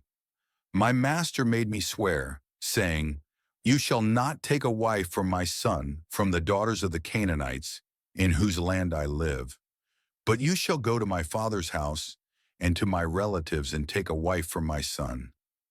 I asked my master, 'What if the woman will not follow me?' He said to me, 'The Lord before whom I walk will send his angel with you and prosper your way. You shall take a wife for my son from my relatives and of my father's house. Then you will be clear from my oath when you come to my relatives. If they don't give her to you, you shall be clear from my oath.' I came today to the spring and said, 'The Lord, the God of my master Abraham, if now you do prosper my way which I go, behold, I am standing by this spring of water. Let it happen that the maiden who comes out to draw, to whom I will say, "Please give me a little water from your pitcher to drink," then she tells me, "Drink, and I will also draw for your camels." Let her be the woman whom the Lord has appointed for my master's son." Before I had finished speaking in my heart, behold, Rebekah came out with her pitcher on her shoulder. She went down to the spring and drew. I said to her, "Please let me drink." She hurried and let down her pitcher from her shoulder and said, "Drink, and I will also give your camels a drink." So I drank, and she also gave the camels a drink. I asked her and said, "Whose daughter are you?" She said, "The daughter of Bethuel, Nahor's son, whom Milcah bore to him." I put the ring on her nose and the bracelets on her hands. I bowed my head and worshipped the Lord, and blessed the Lord, the God of my master Abraham, who had led me in the right way to take my master's brother's daughter for his son. Now if you will deal kindly and truly with my master, tell me. If not, tell me that I may turn to the right hand or to the left." Then Laban and Bethuel answered, "The thing proceeds from the Lord. We can't speak to you bad or good. Behold, Rebekah is before you. Take her and go, and let her be your master's son's wife, as the Lord has spoken." When Abraham's servant heard their words, he bowed himself down to the earth to the Lord. The servant brought out jewels of silver and jewels of gold and clothing and gave them to Rebekah. He also gave precious things to her brother and her mother. They ate and drank, he and the men who were with him, and stayed all night. They rose up in the morning, and he said, "Send me away to my master." Her brother and her mother said, "Let the young lady stay with us a few days, at least 10. After that she will go." He said to them, "Don't hinder me, since the Lord has prospered my way. Send me away that I may go to my master." They said, "We will call the young lady and ask her." They called Rebekah and said to her, "Will you go with this man?" She said, "I will go." They sent away Rebekah, their sister, with her nurse, Abraham's servant, and his men.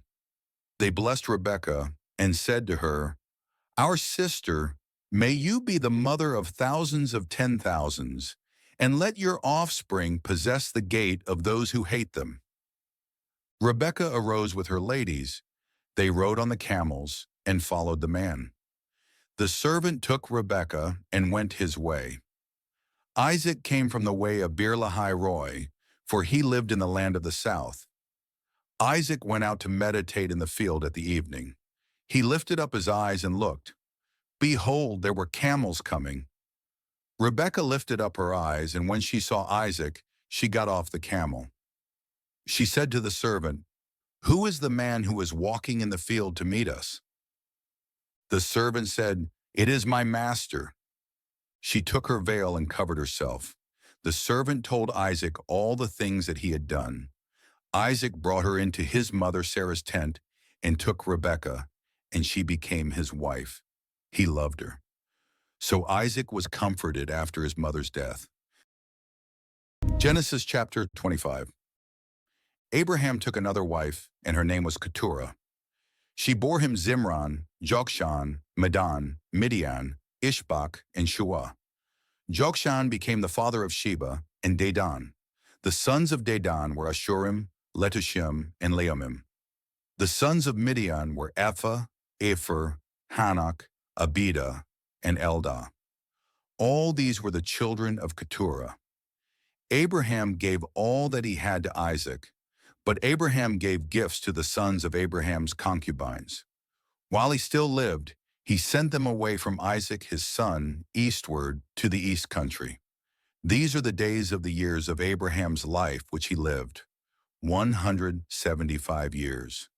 Abraham gave up his spirit and died at a good old age, an old man and full of years, and was gathered to his people. Isaac and Ishmael, his sons, buried him in the cave of Machpelah, in the field of Ephron, the son of Zohar the Hittite, which is near Mamre, the field which Abraham purchased from the children of Heth. Abraham was buried there with Sarah, his wife. After the death of Abraham, God blessed Isaac, his son. Isaac lived by Beer-lahai-roi. Now this is the history of the generations of Ishmael, Abraham's son, whom Hagar the Egyptian, Sarah's servant, bore to Abraham. These are the names of the sons of Ishmael, by their names, according to the order of their birth. The firstborn of Ishmael, Nebaioth, then Kedar, Adbil, Mibsam, Mishma, Duma, Massa, Hadad, Tema, Jetur, Naphish, and Kedemah. These are the sons of Ishmael, and these are their names, by their villages, and by their encampments. 12 princes, according to their nations. These are the years of the life of Ishmael, 137 years. He gave up his spirit and died, and was gathered to his people. They lived from Havilah to Shur, that is before Egypt, as you go toward Assyria. He lived opposite all his relatives. This is the history of the generations of Isaac, Abraham's son. Abraham became the father of Isaac. Isaac was 40 years old when he took Rebekah, the daughter of Bethuel, the Syrian of Padan Aram, the sister of Laban the Syrian, to be his wife. Isaac entreated the Lord for his wife, because she was barren. The Lord was entreated by him, and Rebekah his wife conceived. The children struggled together within her. She said, "If it is like this, why do I live?" She went to inquire of the Lord. The Lord said to her, "Two nations are in your womb. Two peoples will be separated from your body. The one people will be stronger than the other people. The elder will serve the younger." When her days to be delivered were fulfilled, behold, there were twins in her womb. The first came out red all over, like a hairy garment. They named him Esau. After that, his brother came out, and his hand had hold on Esau's heel. He was named Jacob. Isaac was 60 years old when she bore them. The boys grew. Esau was a skillful hunter, a man of the field. Jacob was a quiet man, living in tents. Now Isaac loved Esau because he ate his venison. Rebekah loved Jacob. Jacob boiled stew. Esau came in from the field, and he was famished. Esau said to Jacob, "Please feed me with some of that red stew, for I am famished." Therefore his name was called Edom. Asterisk.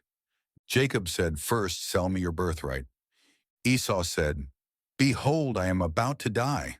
What good is the birthright to me?" Jacob said, "Swear to me first." He swore to him. He sold his birthright to Jacob. Jacob gave Esau bread and lentil stew. He ate and drank, rose up, and went his way. So Esau despised his birthright. Genesis chapter 26. There was a famine in the land, in addition to the first famine that was in the days of Abraham. Isaac went to Abimelech, king of the Philistines, to Gerar. The Lord appeared to him and said, "Don't go down into Egypt. Live in the land I will tell you about. Live in this land, and I will be with you, and will bless you, for I will give to you and to your offspring all these lands, and I will establish the oath which I swore to Abraham your father. I will multiply your offspring as the stars of the sky, and will give all these lands to your offspring.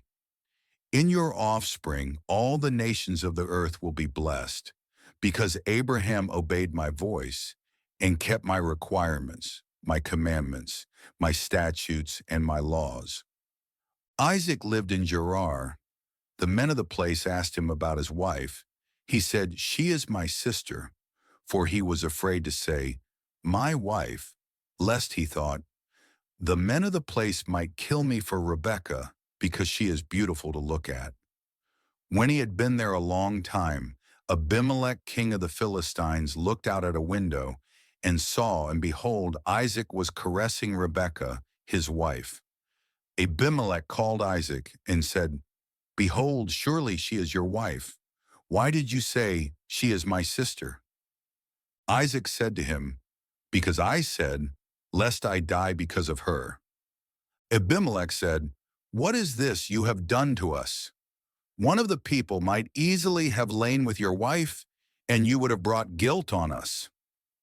Abimelech commanded all the people, saying, "He who touches this man or his wife will surely be put to death."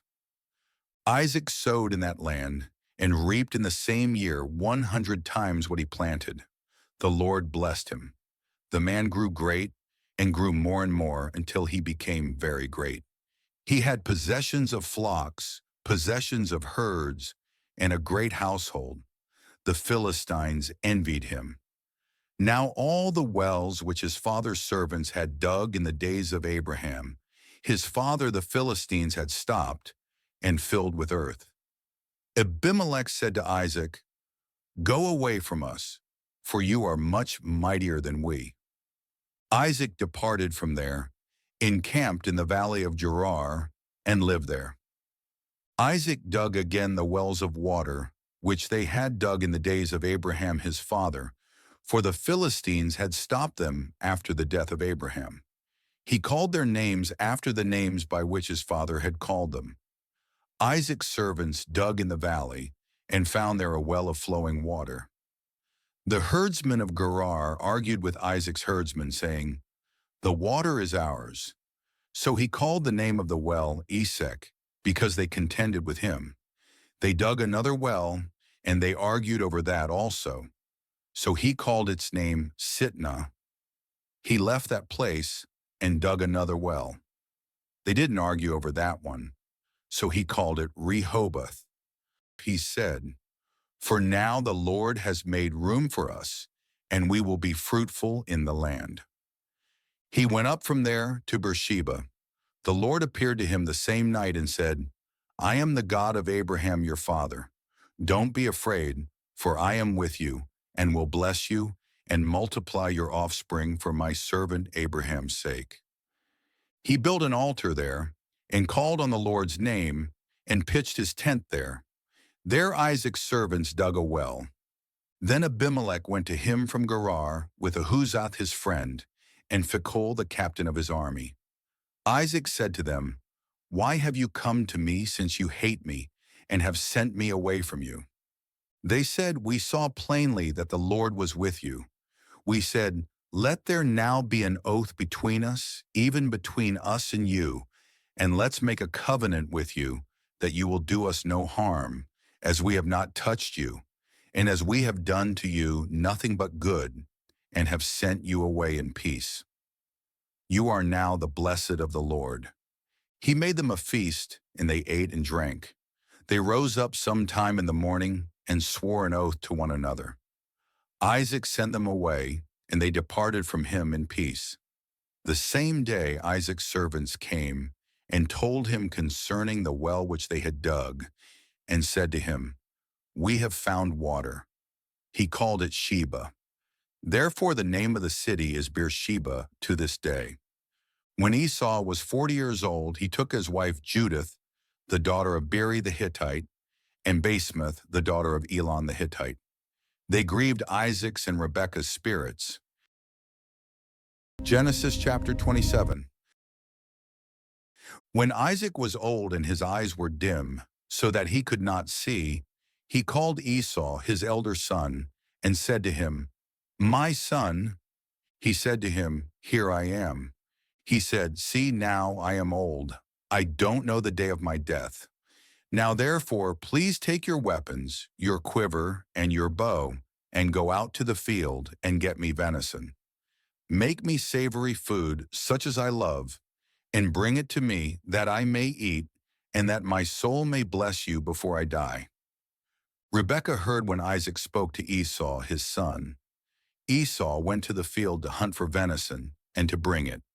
Rebekah spoke to Jacob her son, saying, "Behold, I heard your father speak to Esau your brother, saying, 'Bring me venison, and make me savory food, that I may eat, and bless you before the Lord before my death.' Now therefore, my son, obey my voice according to that which I command you. Go now to the flock, and get me 2 good young goats from there. I will make them savory food for your father, such as he loves. You shall bring it to your father, that he may eat, so that he may bless you before his death." Jacob said to Rebekah his mother, "Behold, Esau, my brother, is a hairy man, and I am a smooth man. What if my father touches me? I will seem to him as a deceiver, and I would bring a curse on myself, and not a blessing." His mother said to him, "Let your curse be on me, my son. Only obey my voice, and go get them for me." He went and got them, and brought them to his mother. His mother made savory food, such as his father loved. Rebekah took the good clothes of Esau, her elder son, which were with her in the house, and put them on Jacob, her younger son. She put the skins of the young goats on his hands, and on the smooth of his neck. She gave the savory food and the bread, which she had prepared, into the hand of her son Jacob. He came to his father and said, "My father." He said, "Here I am. Who are you, my son?" Jacob said to his father, "I am Esau, your firstborn. I have done what you asked me to do. Please arise, sit and eat of my venison, that your soul may bless me." Isaac said to his son, "How is it that you have found it so quickly, my son?" He said, "Because the Lord your God gave me success." Isaac said to Jacob, "Please come near, that I may feel you, my son, whether you are really my son Esau or not." Jacob went near to Isaac his father. He felt him and said, "The voice is Jacob's voice, but the hands are the hands of Esau." He didn't recognize him because his hands were hairy, like his brother Esau's hands. So he blessed him. He said, "Are you really my son Esau?" He said, "I am." He said, "Bring it near to me, and I will eat of my son's venison, that my soul may bless you." He brought it near to him, and he ate. He brought him wine, and he drank. His father Isaac said to him, "Come near now and kiss me, my son." He came near and kissed him. He smelled the smell of his clothing and blessed him and said, "Behold, the smell of my son is as the smell of a field which the Lord has blessed.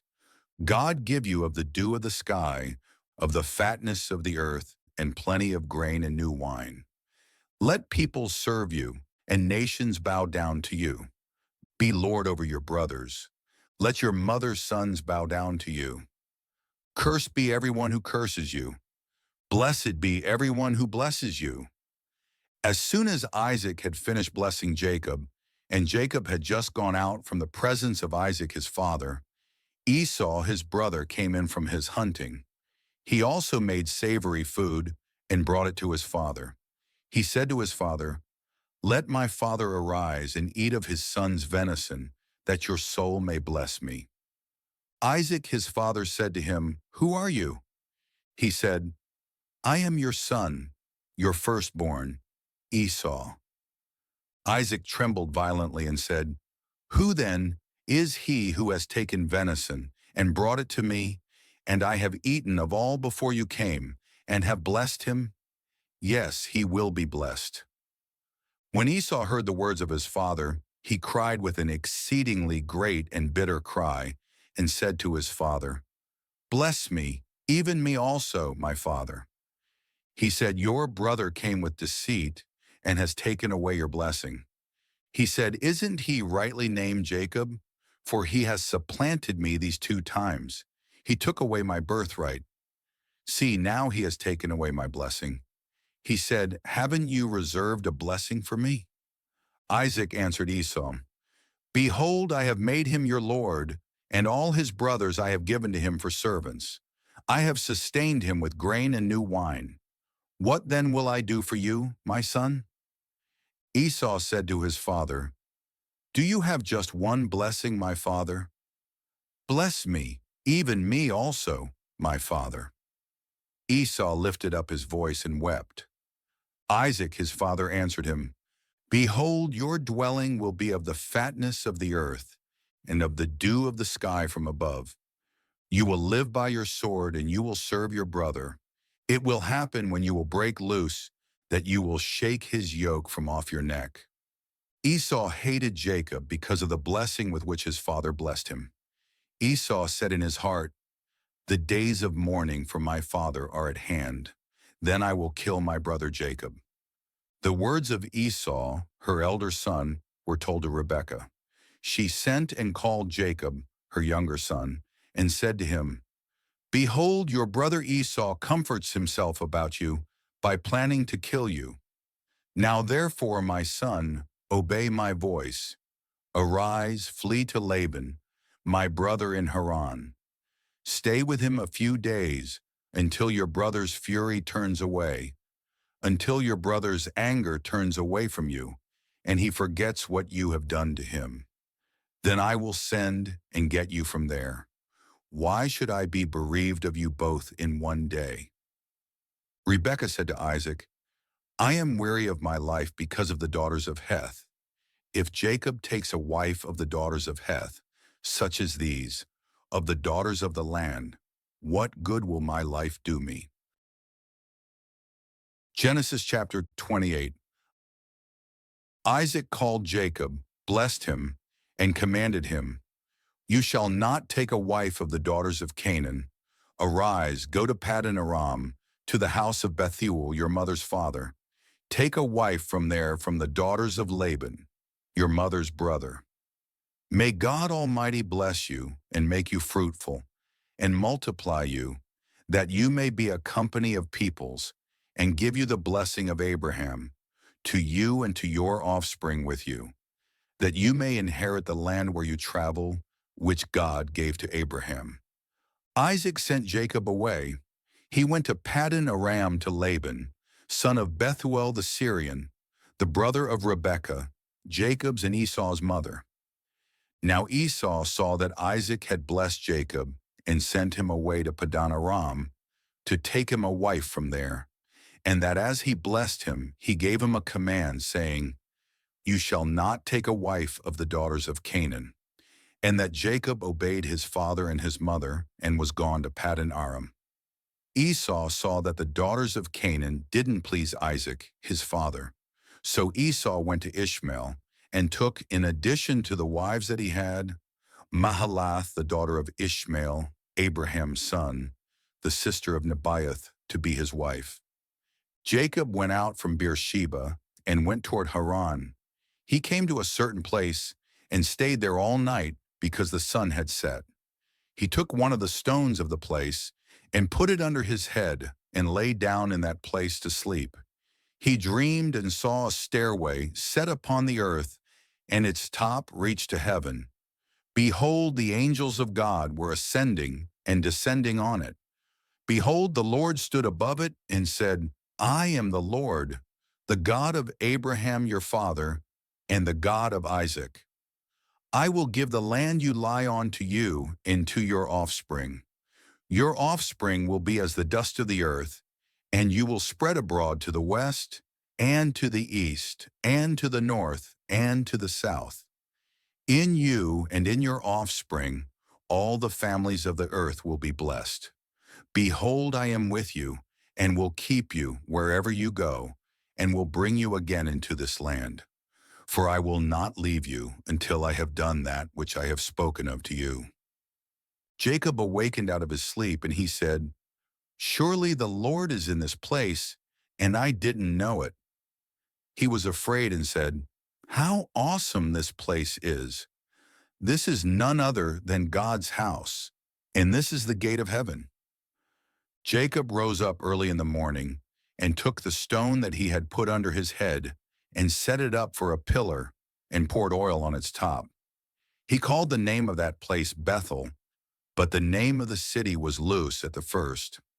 Jacob vowed a vow, saying, If God will be with me and will keep me in this way that I go, and will give me bread to eat and clothing to put on, so that I come again to my father's house in peace, and the Lord will be my God, then this stone, which I have set up for a pillar, will be God's house.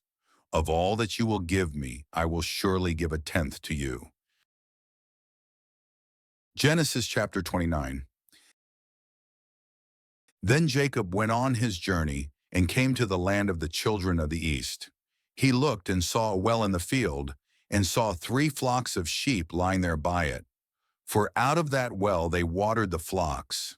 The stone on the well's mouth was large. There all the flocks were gathered. They rolled the stone from the well's mouth and watered the sheep, and put the stone back on the well's mouth in its place. Jacob said to them, My relatives, where are you from? They said, We are from Haran. He said to them, Do you know Laban, the son of Nahor? They said, We know him. He said to them, Is it well with him? They said, It is well. See, Rachel, his daughter, is coming with the sheep. He said, Behold, it is still the middle of the day, not time to gather the livestock together. Water the sheep and go and feed them. They said, We can't until all the flocks are gathered together, and they roll the stone from the well's mouth. Then we will water the sheep. While he was yet speaking with them, Rachel came with her father's sheep, for she kept them. When Jacob saw Rachel, the daughter of Laban, his mother's brother, and the sheep of Laban, his mother's brother, Jacob went near, and rolled the stone from the well's mouth, and watered the flock of Laban, his mother's brother. Jacob kissed Rachel and lifted up his voice and wept. Jacob told Rachel that he was her father's relative and that he was Rebekah's son. She ran and told her father. When Laban heard the news of Jacob, his sister's son, he ran to meet Jacob and embraced him and kissed him and brought him to his house. Jacob told Laban all these things. Laban said to him, "Surely you are my bone and my flesh." Jacob stayed with him for a month. Laban said to Jacob, "Because you are my relative, should you therefore serve me for nothing? Tell me, what will your wages be?" Laban had 2 daughters. The name of the elder was Leah, and the name of the younger was Rachel. Leah's eyes were weak, but Rachel was beautiful in form and attractive. Jacob loved Rachel. He said, "I will serve you 7 years for Rachel, your younger daughter." Laban said, "It is better that I give her to you than that I should give her to another man. Stay with me." Jacob served 7 years for Rachel. They seemed to him but a few days for the love he had for her. Jacob said to Laban, "Give me my wife, for my days are fulfilled, that I may go into her." Laban gathered together all the men of the place and made a feast. In the evening he took Leah his daughter and brought her to Jacob. He went in to her. Laban gave Zilpah his servant to his daughter Leah for a servant. In the morning, behold, it was Leah. He said to Laban, "What is this you have done to me? Didn't I serve with you for Rachel? Why then have you deceived me?" Laban said, "It is not done so in our place, to give the younger before the firstborn. Fulfill the week of this one, and we will give you the other also for the service which you will serve with me for 7 more years." Jacob did so and fulfilled her week. He gave him Rachel his daughter as wife. Laban gave Bilhah his servant to his daughter Rachel to be her servant. He went in also to Rachel, and he loved also Rachel more than Leah, and served with him 7 more years.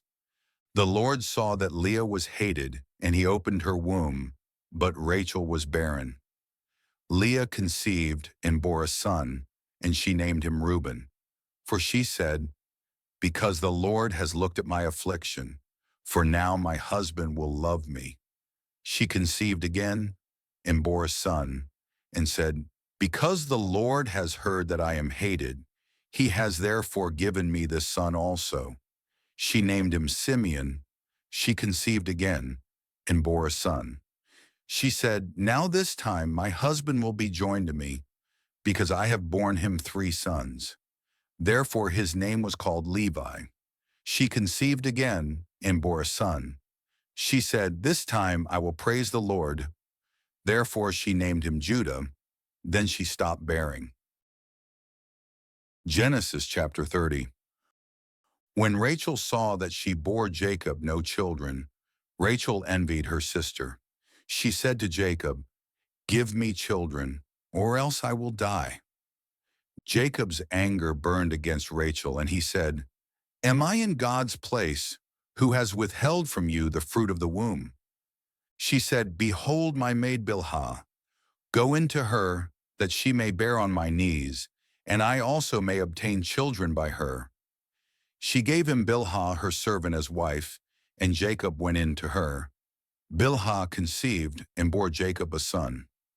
Rachel said, "God has judged me, and has also heard my voice, and has given me a son." Therefore she called his name Dan. Bilhah, Rachel's servant, conceived again, and bore Jacob a second son. Rachel said, "I have wrestled with my sister with mighty wrestlings, and have prevailed." She named him Naphtali. When Leah saw that she had finished bearing, she took Zilpah, her servant, and gave her to Jacob as a wife. Zilpah, Leah's servant, bore Jacob a son. Leah said, "How fortunate!" She named him Gad. Zilpah, Leah's servant, bore Jacob a second son. Leah said, "Happy am I, for the daughters will call me happy." She named him Asher. Reuben went in the days of wheat harvest, and found mandrakes in the field, and brought them to his mother Leah. Then Rachel said to Leah, "Please give me some of your son's mandrakes." Leah said to her, "Is it a small matter that you have taken away my husband? Would you take away my son's mandrakes also?" Rachel said, "Therefore he will lie with you tonight for your son's mandrakes." Jacob came from the field in the evening, and Leah went out to meet him and said, "You must come in to me, for I have surely hired you with my son's mandrakes." He lay with her that night. God listened to Leah, and she conceived and bore Jacob a fifth son. Leah said, "God has given me my hire, because I gave my servant to my husband." She named him Issachar. Leah conceived again, and bore a sixth son to Jacob. Leah said, "God has endowed me with a good dowry. Now my husband will live with me, because I have borne him six sons." She named him Zebulun. Afterwards she bore a daughter and named her Dinah. God remembered Rachel, and God listened to her and opened her womb. She conceived, bore a son, and said, "God has taken away my reproach." She named him Joseph, saying, "May the Lord add another son to me." When Rachel had borne Joseph, Jacob said to Laban, "Send me away, that I may go to my own place and to my country. Give me my wives and my children for whom I have served you, and let me go, for you know my service with which I have served you." Laban said to him, "If now I have found favor in your eyes, stay here, for I have divined that the Lord has blessed me for your sake." He said, "Appoint me your wages, and I will give it." Jacob said to him, "You know how I have served you, and how your livestock have fared with me.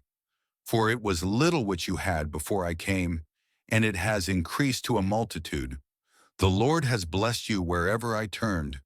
Now when will I provide for my own house also?" Laban said, "What shall I give you?" Jacob said, "You shall not give me anything. If you will do this thing for me, I will again feed your flock and keep it. I will pass through all your flock today, removing from there every speckled and spotted one, and every black one among the sheep, and the spotted and speckled among the goats. This will be my hire. So my righteousness will answer for me hereafter, when you come concerning my hire that is before you. Every one that is not speckled and spotted among the goats, and black among the sheep, that might be with me, will be considered stolen." Laban said, "Behold, let it be according to your word." That day he removed the male goats that were streaked and spotted, and all the female goats that were speckled and spotted, every one that had white in it, and all the black ones among the sheep, and gave them into the hand of his sons. He set 3 days' journey between himself and Jacob fed the rest of Laban's flocks. Jacob took to himself rods of fresh poplar, almond, and plane tree, peeled white streaks in them, and made the white appear which was in the rods. He set the rods which he had peeled opposite the flocks in the watering troughs where the flocks came to drink. They conceived when they came to drink. The flocks conceived before the rods, and the flocks produced streaked, speckled, and spotted. Jacob separated the lambs and set the faces of the flocks toward the streaked and all the black in Laban's flock. He put his own droves apart and didn't put them into Laban's flock. Whenever the stronger of the flock conceived, Jacob laid the rods in front of the eyes of the flock in the watering troughs, that they might conceive among the rods. But when the flock were feeble, he didn't put them in. So the feebler were Laban's, and the stronger Jacob's. The man increased exceedingly and had large flocks, female servants and male servants, and camels and donkeys. Genesis chapter 31. Jacob heard Laban's son's words, saying, "Jacob has taken away all that was our father's. He has obtained all this wealth from that which was our father's." Jacob saw the expression on Laban's face, and behold, it was not toward him as before. The Lord said to Jacob, "Return to the land of your fathers and to your relatives, and I will be with you." Jacob sent and called Rachel and Leah to the field to his flock, and said to them, "I see the expression on your father's face, that it is not toward me as before, but the God of my father has been with me. You know that I have served your father with all of my strength. Your father has deceived me and changed my wages 10 times, but God didn't allow him to hurt me. If he said, 'The speckled will be your wages,' then all the flock bore speckled. If he said, 'The streaked will be your wages,' then all the flock bore streaked. Thus God has taken away your father's livestock and given them to me. During mating season, I lifted up my eyes and saw in a dream, and behold, the male goats which leaped on the flock were streaked, speckled, and grizzled.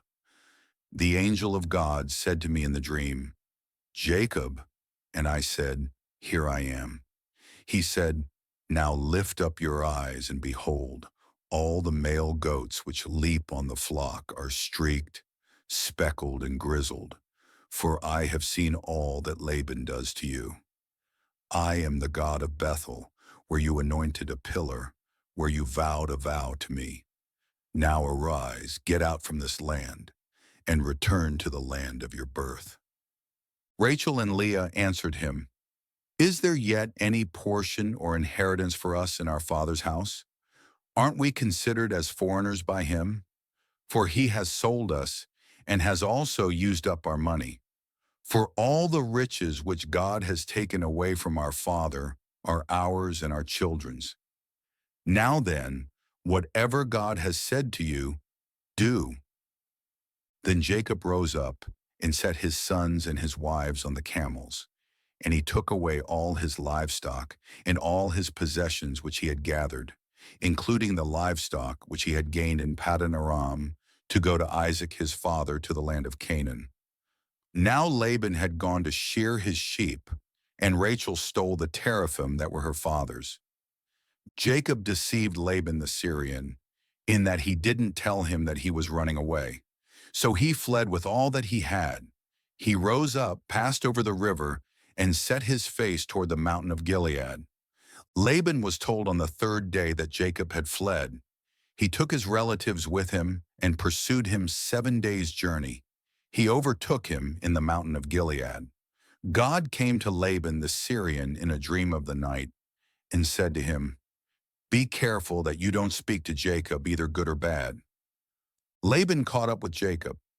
Now Jacob had pitched his tent in the mountain, and Laban with his relatives encamped in the mountain of Gilead.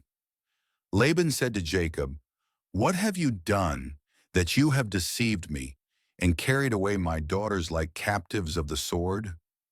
Why did you flee secretly and deceive me and didn't tell me, that I might have sent you away with mirth and with songs, with tambourine and with harp, and didn't allow me to kiss my sons and my daughters? Now you have done foolishly. It is in the power of my hand to hurt you, but the God of your father spoke to me last night, saying, 'Be careful that you don't speak to Jacob, either good or bad.' Now you want to be gone because you greatly long for your father's house. But why have you stolen my gods?" Jacob answered Laban, "Because I was afraid, for I said, 'Lest you should take your daughters from me by force. Anyone you find your gods with shall not live. Before our relatives, discern what is yours with me, and take it.' For Jacob didn't know that Rachel had stolen them. Laban went into Jacob's tent, into Leah's tent, and into the tent of the 2 female servants, but he didn't find them. He went out of Leah's tent and entered into Rachel's tent. Now Rachel had taken the teraphim, put them in the camel's saddle, and sat on them. Laban felt around all the tent, but didn't find them. She said to her father, "Don't let my lord be angry that I can't rise up before you, for I'm having my period." He searched but didn't find the teraphim. Jacob was angry and argued with Laban. Jacob answered Laban, What is my trespass? What is my sin that you have hotly pursued me? Now that you have felt around in all my stuff, what have you found of all your household stuff? Set it here before my relatives and your relatives, that they may judge between us two. These 20 years I have been with you. Your ewes and your female goats have not cast their young, and I haven't eaten the rams of your flocks. That which was torn of animals I didn't bring to you. I bore its loss. Of my hand you required it, whether stolen by day or stolen by night. This was my situation.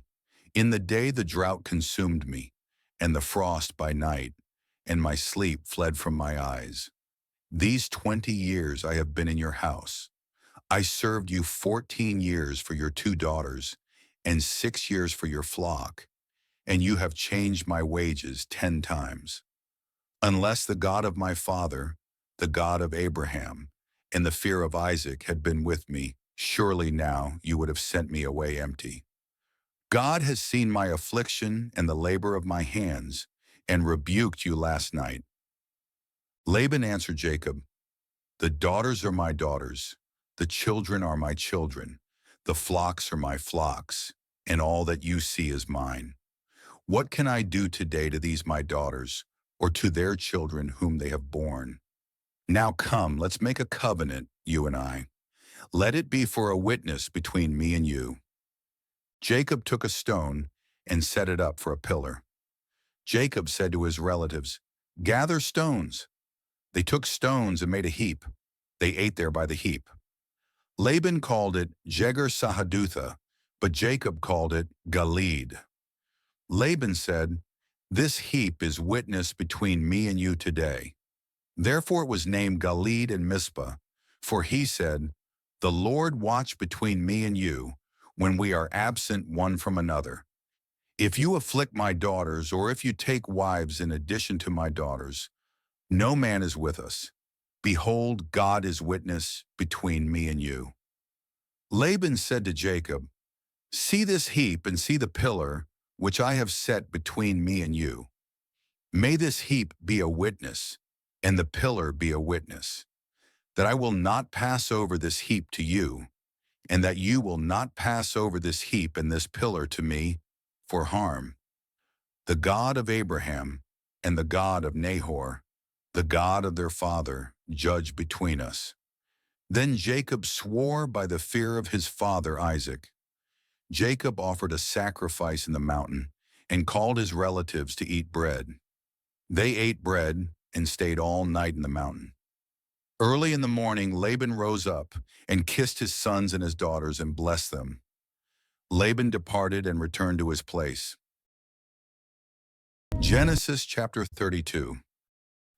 Jacob went on his way, and the angels of God met him. When he saw them, Jacob said, this is God's army. He called the name of that place Mahanaim. Jacob sent messengers in front of him to Esau, his brother, to the land of Seir, the field of Edom. He commanded them, saying, this is what you shall tell my lord Esau. This is what your servant Jacob says. I have lived as a foreigner with Laban and stayed until now. I have cattle, donkeys, flocks, male servants, and female servants. I have sent to tell my lord that I may find favor in your sight. The messengers returned to Jacob, saying, we came to your brother Esau. He is coming to meet you, and 400 men are with him. Then Jacob was greatly afraid and was distressed. He divided the people who were with him, along with the flocks, the herds, and the camels, into 2 companies. He said, if Esau comes to the one company and strikes it, then the company which is left will escape. Jacob said, God of my father Abraham, and God of my father Isaac, the Lord, who said to me, return to your country and to your relatives, and I will do you good. I am not worthy of the least of all the loving kindnesses and of all the truth which you have shown to your servant. For with just my staff I crossed over this Jordan, and now I have become 2 companies. Please deliver me from the hand of my brother, from the hand of Esau, for I fear him, lest he come and strike me and the mothers with the children. You said, I will surely do you good, and make your offspring as the sand of the sea, which can't be counted because there are so many. He stayed there that night, and took from that which he had with him a present for Esau, his brother, 200 female goats and 20 male goats, 200 ewes and 20 rams, 30 milk camels and their colts, 40 cows, 10 bulls, 20 female donkeys, and 10 foals. He delivered them into the hands of his servants, every herd by itself, and said to his servants, Pass over before me, and put a space between herd and herd.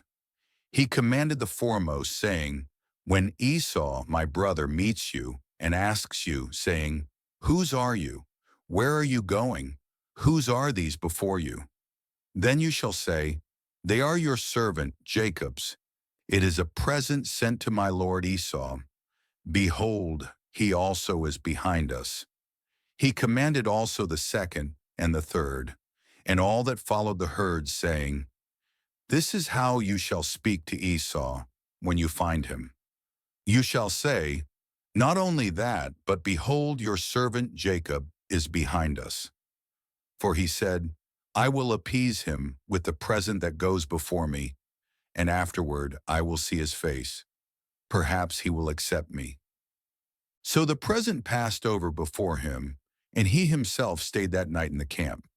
He rose up that night and took his 2 wives and his 2 servants and his 11 sons, and crossed over the ford of the Jabbok. He took them and sent them over the stream, and sent over that which he had. Jacob was left alone, and wrestled with a man there until the breaking of the day.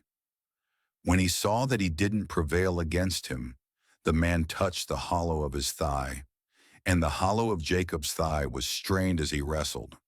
The man said, Let me go, for the day breaks. Jacob said, I won't let you go unless you bless me. He said to him, What is your name? He said, Jacob. He said, Your name will no longer be called Jacob, but Israel, for you have fought with God and with men, and have prevailed. Jacob asked him, Please tell me your name. He said, Why is it that you ask what my name is? So he blessed him there.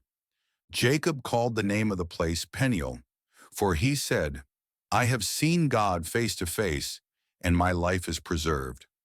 The sun rose on him as he passed over Peniel, and he limped because of his thigh. Therefore the children of Israel don't eat the sinew of the hip, which is on the hollow of the thigh, to this day, because he touched the hollow of Jacob's thigh in the sinew of the hip. Genesis chapter 33. Jacob lifted up his eyes and looked, and behold, Esau was coming, and with him 400 men. He divided the children between Leah, Rachel, and the 2 servants. He put the servants and their children in front, Leah and her children after, and Rachel and Joseph at the rear. He himself passed over in front of them, and bowed himself to the ground 7 times until he came near to his brother. Esau ran to meet him, embraced him, fell on his neck, kissed him, and they wept. He lifted up his eyes and saw the women and the children, and said, Who are these with you? He said, The children whom God has graciously given your servant. Then the servants came near with their children, and they bowed themselves. Leah also and her children came near, and bowed themselves. After them Joseph came near with Rachel, and they bowed themselves. Esau said, What do you mean by all this company which I met? Jacob said, To find favor in the sight of my Lord. Esau said, I have enough, my brother. Let that which you have be yours. Jacob said, Please know, if I have now found favor in your sight, then receive my present at my hand, because I have seen your face, as one sees the face of God, and you were pleased with me. Please take the gift that I brought to you, because God has dealt graciously with me, and because I have enough." He urged him, and he took it. Esau said, "Let's take our journey, and let's go, and I will go before you." Jacob said to him, "My Lord knows that the children are tender, and that the flocks and herds with me have their young, and if they overdrive them one day, all the flocks will die.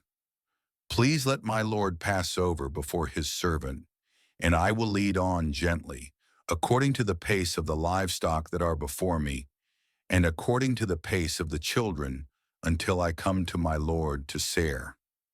Esau said, "Let me now leave with you some of the people who are with me." He said, "Why? Let me find favor in the sight of my Lord." So Esau returned that day on his way to Seir. Jacob traveled to Succoth, built himself a house, and made shelters for his livestock. Therefore the name of the place is called Succoth. Asterisk. Jacob came in peace to the city of Shechem, which is in the land of Canaan, when he came from Paddan Aram, and encamped before the city. He bought the parcel of ground where he had spread his tent, at the hand of the children of Hamor, Shechem's father, for 100 pieces of money. He erected an altar there and called it El Elohe Israel. Genesis chapter 34. Dinah, the daughter of Leah, whom she bore to Jacob, went out to see the daughters of the land. Shechem, the son of Hamor the Hivite, the prince of the land, saw her. He took her, lay with her, and humbled her. His soul joined to Dinah, the daughter of Jacob, and he loved the young lady and spoke kindly to the young lady. Shechem spoke to his father Hamor, saying, "Get me this young lady as a wife." Now Jacob heard that he had defiled Dinah, his daughter, and his sons were with his livestock in the field. Jacob held his peace until they came. Hamor, the father of Shechem, went out to Jacob to talk with him. The sons of Jacob came in from the field when they heard it. The men were grieved and they were very angry, because he had done folly in Israel in lying with Jacob's daughter, a thing that ought not to be done. Hamor talked with them, saying, "The soul of my son, Shechem, longs for your daughter. Please give her to him as a wife. Make marriages with us. Give your daughters to us, and take our daughters for yourselves. You shall dwell with us, and the land will be before you. Live and trade in it, and get possessions in it." Shechem said to her father and to her brothers, "Let me find favor in your eyes, and whatever you will tell me I will give. Ask me a great amount for a dowry, and I will give whatever you ask of me, but give me the young lady as a wife." The sons of Jacob answered Shechem and Hamor his father with deceit when they spoke, because he had defiled Dinah their sister, and said to them, "We can't do this thing, to give our sister to one who is uncircumcised, for that is a reproach to us. Only on this condition will we consent to you. If you will be as we are, that every male of you be circumcised, then will we give our daughters to you, and we will take your daughters to us, and we will dwell with you, and we will become one people. But if you will not listen to us and be circumcised, then we will take our sister, and we will be gone." Their words pleased Hamor and Shechem, Hamor's son. The young man didn't wait to do this thing, because he had delight in Jacob's daughter, and he was honored above all the house of his father. Hamor and Shechem, his son, came to the gate of their city and talked with the men of their city, saying, "These men are peaceful with us. Therefore let them live in the land and trade in it. For behold, the land is large enough for them. Let's take their daughters to us for wives, and let's give them our daughters. Only on this condition will the men consent to us to live with us, to become one people, if every male among us is circumcised as they are circumcised. Won't their livestock and their possessions and all their animals be ours? Only let's give our consent to them, and they will dwell with us." All who went out of the gate of his city listened to Hamor and to Shechem his son, and every male was circumcised, all who went out of the gate of his city. On the third day, when they were sore, two of Jacob's sons, Simeon and Levi, Dinah's brothers, each took his sword, came upon the unsuspecting city, and killed all the males. They killed Hamor and Shechem, his son, with the edge of the sword, and took Dinah out of Shechem's house, and went away. Jacob's sons came on the dead, and plundered the city, because they had defiled their sister. They took their flocks, their herds, their donkeys, that which was in the city, that which was in the field, and all their wealth. They took captive all their little ones and their wives, and took as plunder everything that was in the house. Jacob said to Simeon and Levi, "You have troubled me to make me odious to the inhabitants of the land, among the Canaanites and the Perizzites. I am a few in number. They will gather themselves together against me and strike me, and I will be destroyed, I and my house." They said, "Should he deal with our sister as with a prostitute?" Genesis chapter 35. God said to Jacob, "Arise, go up to Bethel, and live there. Make there an altar to God, who appeared to you when you fled from the face of Esau your brother." Then Jacob said to his household and to all who were with him, "Put away the foreign gods that are among you, purify yourselves and change your garments. Let's arise and go up to Bethel. I will make there an altar to God, who answered me in the day of my distress, and was with me on the way which I went." They gave to Jacob all the foreign gods which were in their hands, and the rings which were in their ears, and Jacob hid them under the oak which was by Shechem. They traveled, and a terror of God was on the cities that were around them, and they didn't pursue the sons of Jacob. So Jacob came to Luz, that is Bethel, which is in the land of Canaan, he and all the people who were with him. He built an altar there and called the place El Beth El, because there God was revealed to him when he fled from the face of his brother. Deborah, Rebekah's nurse, died, and she was buried below Bethel under the oak, and its name was called Allon Bakuth. God appeared to Jacob again when he came from Paddan Aram, and blessed him. God said to him, "Your name is Jacob. Your name shall not be Jacob anymore, but your name will be Israel." He named him Israel. God said to him, "I am God Almighty. Be fruitful and multiply. A nation and a company of nations will be from you, and kings will come out of your body. The land which I gave to Abraham and Isaac, I will give it to you, and to your offspring after you I will give the land." God went up from him in the place where he spoke with him. Jacob set up a pillar in the place where he spoke with him, a pillar of stone. He poured out a drink offering on it and poured oil on it. Jacob called the name of the place where God spoke with him Bethel. They traveled from Bethel. There was still some distance to come to Ephrath, and Rachel travailed. She had hard labor. When she was in hard labor, the midwife said to her, "Don't be afraid, for now you will have another son." As her soul was departing, for she died, she named him Benoni, but his father named him Benjamin. Rachel died and was buried on the way to Ephrath, also called Bethlehem. Jacob set up a pillar on her grave. The same is the pillar of Rachel's grave to this day. Israel traveled and spread his tent beyond the Tower of Eder. While Israel lived in that land, Reuben went and lay with Bilhah, his father's concubine, and Israel heard of it. Now the sons of Jacob were 12. The sons of Leah, Reuben, Jacob's firstborn, Simeon, Levi, Judah, Issachar, and Zebulun. The sons of Rachel, Joseph, and Benjamin. The sons of Bilhah, Rachel's servant, Dan and Naphtali. The sons of Zilpah, Leah's servant, Gad and Asher. These are the sons of Jacob, who were born to him in Paddan Aram. Jacob came to Isaac his father, to Mamre, to Kiriath Arba, which is Hebron, where Abraham and Isaac lived as foreigners. The days of Isaac were 180 years. Isaac gave up the spirit and died, and was gathered to his people, old and full of days. Esau and Jacob, his sons, buried him. Genesis chapter 36. Now this is the history of the generations of Esau, that is, Edom.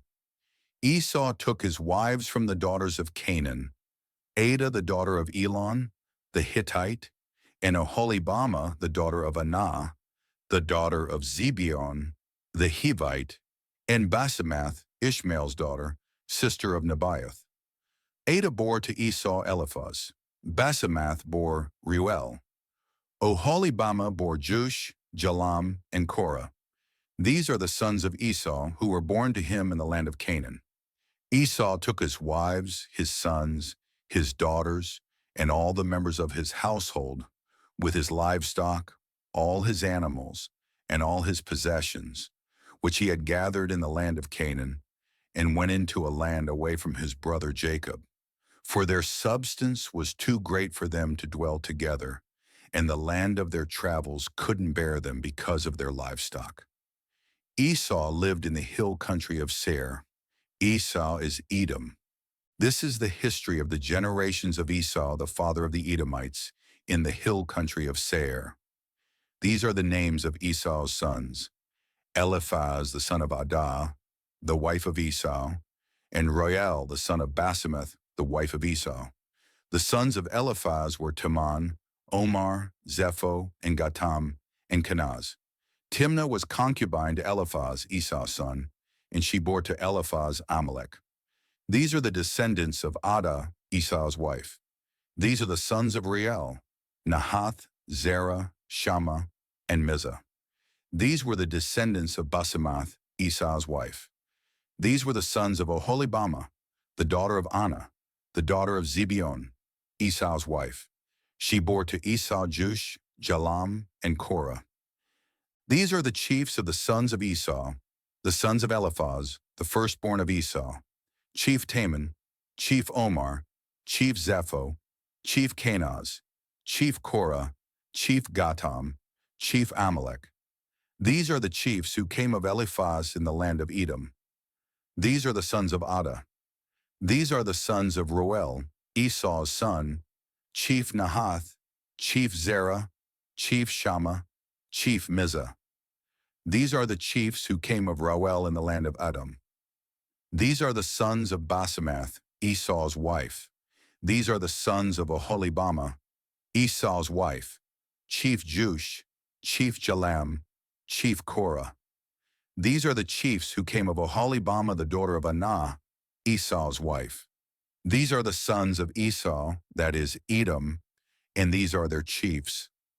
These are the sons of Seir the Horite, the inhabitants of the land: Lotan, Shobal, Zibeon, Anah, Dishon, Ezer, and Dishan. These are the chiefs who came of the Horites, the children of Seir in the land of Edom. The children of Lotan were Hori and Heman. Lotan's sister was Timnah. These are the children of Shobal: Alvan, Manahath, Ebal, Shepo, and Onam. These are the children of Zibeon, Aiah, and Anah. This is Anah who found the hot springs in the wilderness, as he fed the donkeys of Zibeon his father. These are the children of Anah: Dishon and Oholibamah, the daughter of Anah. These are the children of Dishon: Hemdan, Eshban, Ithran, and Sharon. These are the children of Ezer, Bilhan, Zavan, and Akan. These are the children of Dishan, Uz, and Aran. These are the chiefs who came of the Horites: Chief Lotan, Chief Shobal, Chief Zibeon, Chief Anah, Chief Dishon, Chief Ezer, and Chief Dishan. These are the chiefs who came of the Horites, according to their chiefs in the land of Seir. These are the kings who reigned in the land of Edom, before any king reigned over the children of Israel. Bela, the son of Beor, reigned in Edom. The name of his city was Dinhabah. Bela died, and Jobab, the son of Zerah of Basra, reigned in his place. Jobab died, and Husham of the land of the Temanites reigned in his place. Husham died, and Hadad, the son of Bedad, who struck Midian in the field of Moab, reigned in his place. The name of his city was Avith. Hadad died, and Samlah of Masrekah reigned in his place. Samlah died, and Shaul of Rehoboth by the river reigned in his place. Shaul died, and Balhanan the son of Achbor reigned in his place. Balhanan the son of Achbor died, and Hadar reigned in his place. The name of his city was Pau. His wife's name was Mehetabel, the daughter of Matred, the daughter of Mezahab. These are the names of the chiefs who came from Esau, according to their families, after their places, and by their names: Chief Timnah, Chief Alva, Chief Jetheth, Chief Oholibama, Chief Elah, Chief Pinon, Chief Kenaz, Chief Taman, Chief Mibzar, Chief Magdiel, and Chief Iram. These are the chiefs of Edom, according to their habitations in the land of their possession. This is Esau, the father of the Edomites. Genesis chapter 37. Jacob lived in the land of his father's travels, in the land of Canaan. This is the history of the generations of Jacob. Joseph, being 17 years old, was feeding the flock with his brothers. He was a boy with the sons of Bilhah and Zilpah, his father's wives. Joseph brought an evil report of them to their father. Now Israel loved Joseph more than all his children, because he was the son of his old age, and he made him a tunic of many colors. His brothers saw that their father loved him more than all his brothers, and they hated him, and couldn't speak peaceably to him. Joseph dreamed a dream, and he told it to his brothers, and they hated him all the more. He said to them, "Please hear this dream which I have dreamed. For behold, we were binding sheaves in the field, and behold, my sheaf arose, and also stood upright. And behold, your sheaves came around, and bowed down to my sheaf." His brothers asked him, "Will you indeed reign over us? Will you indeed have dominion over us?" They hated him all the more for his dreams and for his words. He dreamed yet another dream, and told it to his brothers, and said, "Behold, I have dreamed yet another dream. And behold, the sun and the moon and 11 stars bowed down to me." He told it to his father and to his brothers. His father rebuked him and said to him, "What is this dream that you have dreamed? Will I and your mother and your brothers indeed come to bow ourselves down to the earth before you?" His brothers envied him, but his father kept this saying in mind. His brothers went to feed their father's flock in Shechem. Israel said to Joseph, "Aren't your brothers feeding the flock in Shechem? Come, and I will send you to them." He said to him, "Here I am." He said to him, "Go now, see whether it is well with your brothers and well with the flock, and bring me word again." So he sent him out of the valley of Hebron, and he came to Shechem. A certain man found him, and behold, he was wandering in the field. The man asked him, "What are you looking for?" He said, "I am looking for my brothers. Tell me, please, where they are feeding the flock." The man said, "They have left here, for I heard them say, 'Let's go to Dothan.'" Joseph went after his brothers and found them in Dothan. They saw him afar off, and before he came near to them, they conspired against him to kill him. They said to one another, "Behold, this dreamer comes. Come now, therefore, and let's kill him, and cast him into one of the pits, and we will say, 'An evil animal has devoured him.' We will see what will become of his dreams." Reuben heard it and delivered him out of their hand, and said, "Let's not take his life." Reuben said to them, "Shed no blood.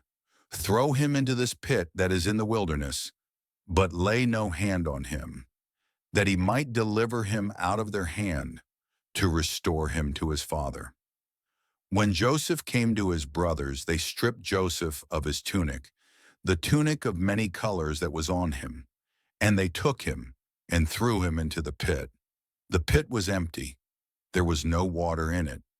They sat down to eat bread, and they lifted up their eyes and looked, and saw a caravan of Ishmaelites coming from Gilead, with their camels bearing spices and balm and myrrh, going to carry it down to Egypt. Judah said to his brothers, "What profit is it if we kill our brother and conceal his blood?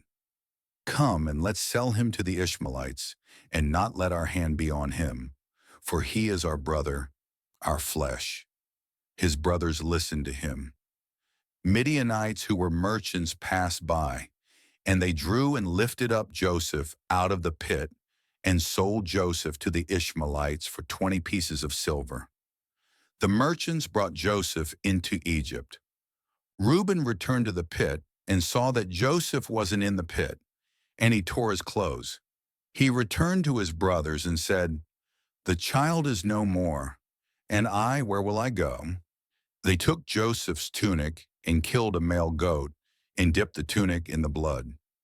They took the tunic of many colors, and they brought it to their father and said, "We have found this. Examine it now and see if it is your son's tunic or not." He recognized it and said, "It is my son's tunic. An evil animal has devoured him. Joseph is without doubt torn in pieces." Jacob tore his clothes and put sackcloth on his waist and mourned for his son many days. All his sons and all his daughters rose up to comfort him, but he refused to be comforted. He said, "For I will go down to Sheol to my son, mourning." His father wept for him. The Midianites sold him into Egypt to Potiphar, an officer of Pharaoh's, the captain of the guard. Genesis chapter 38. At that time Judah went down from his brothers and visited a certain Adullamite, whose name was Hira. There Judah saw the daughter of a certain Canaanite man named Shua. He took her and went in to her. She conceived and bore a son, and he named him She conceived again and bore a son, and she named him Onan. She yet again bore a son and named him Shelah. He was at Chezib when she bore him. Judah took a wife for his firstborn, and her name was Tamar. Judah's firstborn, was wicked in the Lord's sight, so the Lord killed him. Judah said to Onan, "Go into your brother's wife and perform the duty of a husband's brother to her, and raise up offspring for your brother." Onan knew that the offspring wouldn't be his, and when he went into his brother's wife, he spilled his semen on the ground, lest he should give offspring to his brother. The thing which he did was evil in the Lord's sight, and he killed him also. Then Judah said to Tamar, his daughter-in-law, "Remain a widow in your father's house until Shelah my son is grown up." For he said, "Lest he also die like his brothers." Tamar went and lived in her father's house. After many days, Shua's daughter, the wife of Judah, died. Judah was comforted and went up to his sheep shearers to Timnah, he and his friend Hira, the Adullamite. Tamar was told, "Behold, your father-in-law is going up to Timnah to shear his sheep." She took off the garments of her widowhood and covered herself with her veil, and wrapped herself, and sat in the gate of Enaim, which is on the way to Timnah. For she saw that Shelah was grown up, and she wasn't given to him as a wife. When Judah saw her, he thought that she was a prostitute, for she had covered her face. He turned to her by the way and said, "Please come, let me come in to you," for he didn't know that she was his daughter-in-law. She said, "What will you give me that you may come in to me?" He said, "I will send you a young goat from the flock." She said, "Will you give me a pledge until you send it?" He said, "What pledge will I give you?" She said, "Your signet and your cord, and your staff that is in your hand." He gave them to her, and came into her, and she conceived by him. She arose and went away, and put off her veil from her, and put on the garments of her widowhood.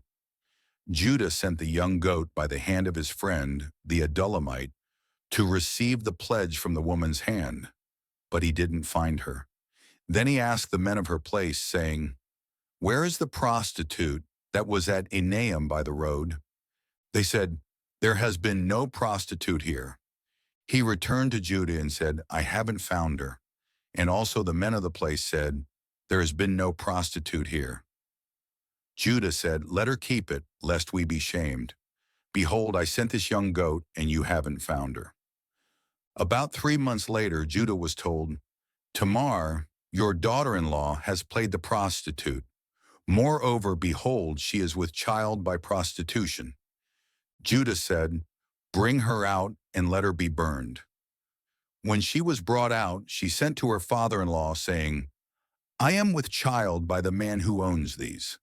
She also said, "Please discern whose these are, the signet and the cords and the staff."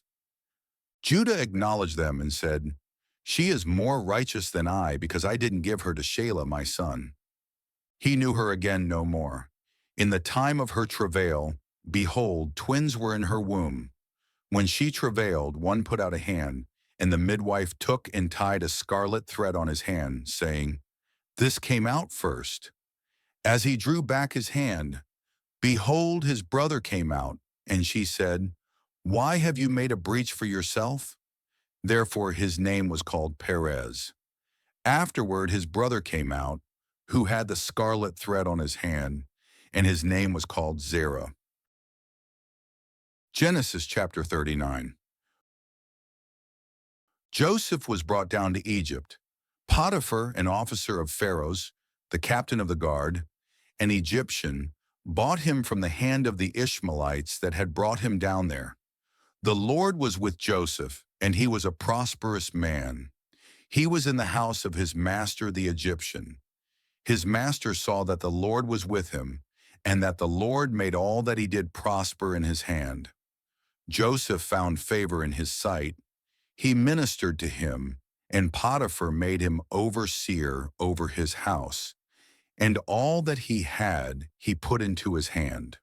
From the time that he made him overseer in his house, and over all that he had, the Lord blessed the Egyptian's house for Joseph's sake. The Lord's blessing was on all that he had, in the house and in the field. He left all that he had in Joseph's hand. He didn't concern himself with anything, except for the food which he ate. Joseph was well built and handsome. After these things his master's wife set her eyes on Joseph, and she said, "Lie with me." But he refused and said to his master's wife, "Behold, my master doesn't know what is with me in the house, and he has put all that he has into my hand.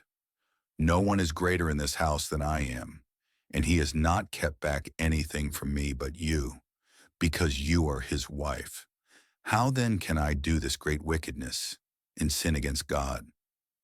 As she spoke to Joseph day by day, he didn't listen to her, to lie by her, or to be with her. About this time, he went into the house to do his work, and there were none of the men of the house inside. She caught him by his garment, saying, "Lie with me." He left his garment in her hand and ran outside. When she saw that he had left his garment in her hand and had run outside, she called to the men of her house and spoke to them, saying, "Behold, he has brought a Hebrew into us to mock us. He came in to me to lie with me, and I cried with a loud voice. When he heard that I lifted up my voice and cried, he left his garment by me and ran outside." She laid up his garment by her until his master came home. She spoke to him according to these words, saying, "The Hebrew servant whom you have brought to us came in to me to mock me, and as I lifted up my voice and cried, he left his garment by me and ran outside." When his master heard the words of his wife, which she spoke to him, saying, "This is what your servant did to me," his wrath was kindled. Joseph's master took him and put him into the prison, the place where the king's prisoners were bound, and he was there in custody.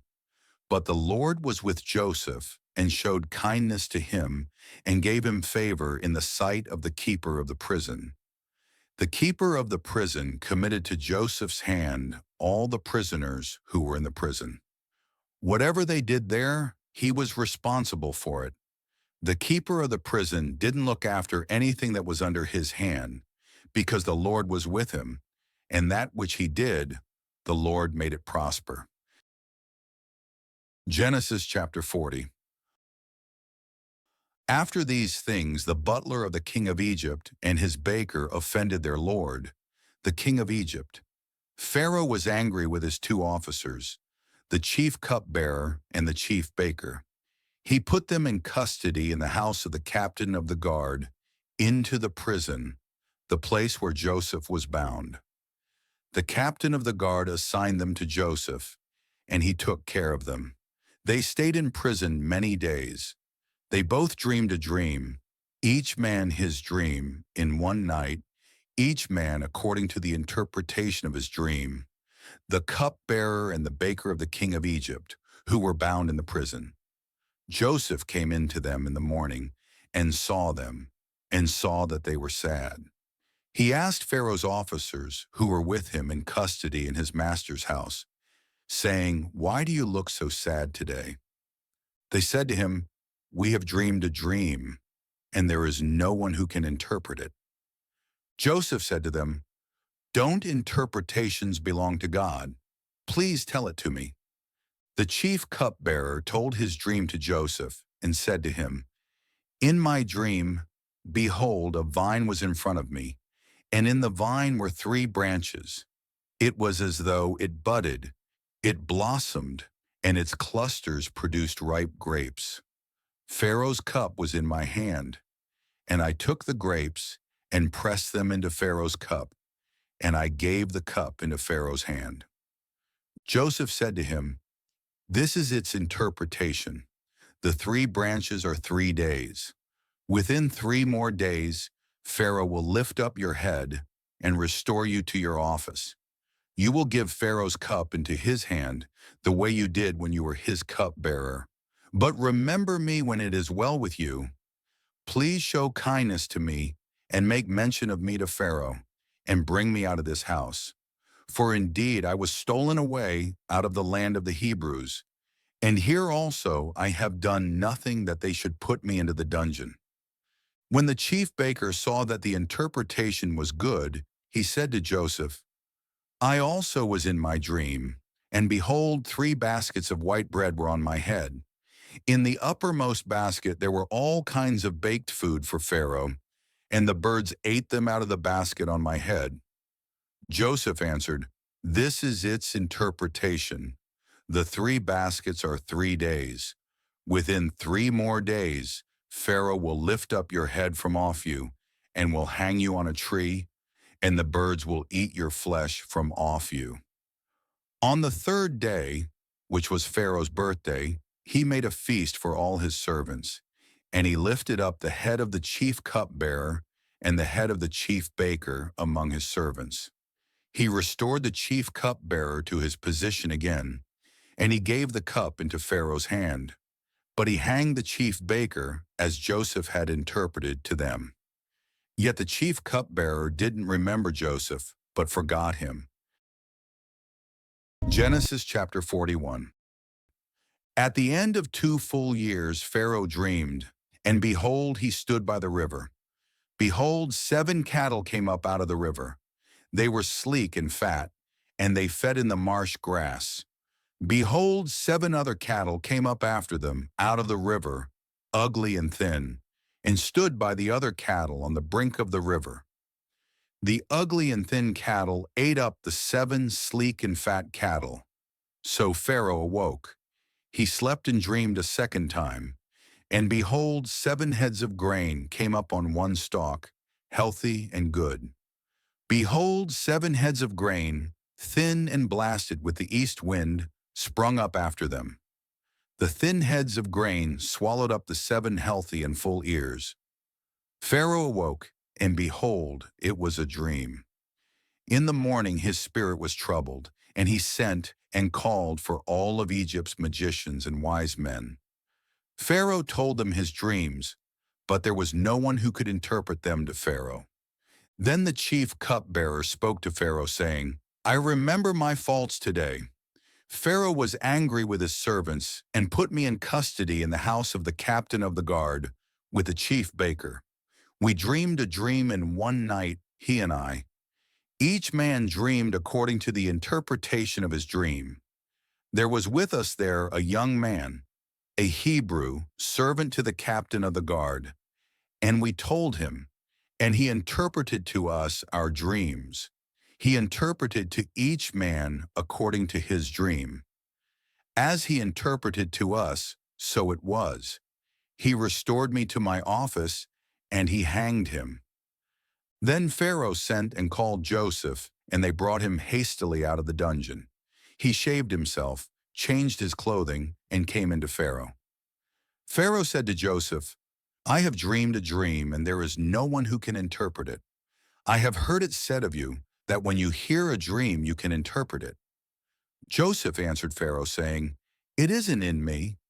God will give Pharaoh an answer of peace. Pharaoh spoke to Joseph, In my dream, behold, I stood on the brink of the river, and behold, 7 fat and sleek cattle came up out of the river. They fed in the marsh grass, and behold, 7 other cattle came up after them, poor and very ugly and thin, such as I never saw in all the land of Egypt for ugliness. The thin and ugly cattle ate up the first 7 fat cattle, and when they had eaten them up, it couldn't be known that they had eaten them, but they were still ugly as at the beginning. So I awoke. I saw in my dream, and behold, 7 heads of grain came up on one stalk, full and good. And behold, 7 heads of grain, withered, thin, and blasted with the east wind, sprung up after them. The thin heads of grain swallowed up the 7 good heads of grain. I told it to the magicians, but there was no one who could explain it to me. Joseph said to Pharaoh, The dream of Pharaoh is one. What God is about to do, he has declared to Pharaoh. The 7 good cattle are 7 years, and the 7 good heads of grain are 7 years. The dream is one. The 7 thin and ugly cattle that came up after them are 7 years, and also the 7 empty heads of grain blasted with the east wind. They will be 7 years of famine. That is the thing which I have spoken to Pharaoh. God has shown Pharaoh what he is about to do. Behold, 7 years of great plenty throughout all the land of Egypt are coming. 7 years of famine will arise after them, and all the plenty will be forgotten in the land of Egypt. The famine will consume the land, and the plenty will not be known in the land by reason of that famine which follows, for it will be very grievous. The dream was doubled to Pharaoh, because a thing is established by God, and God will shortly bring it to pass. Now therefore let Pharaoh look for a discreet and wise man, and set him over the land of Egypt. Let Pharaoh do this, and let him appoint overseers over the land, and take up the 5th part of the land of Egypt's produce in the 7 plenteous years. Let them gather all the food of these good years that come, and store grain under the hand of Pharaoh for food in the cities, and let them keep it. The food will be to supply the land against the 7 years of famine, which will be in the land of Egypt, so that the land will not perish through the famine. The thing was good in the eyes of Pharaoh and in the eyes of all his servants.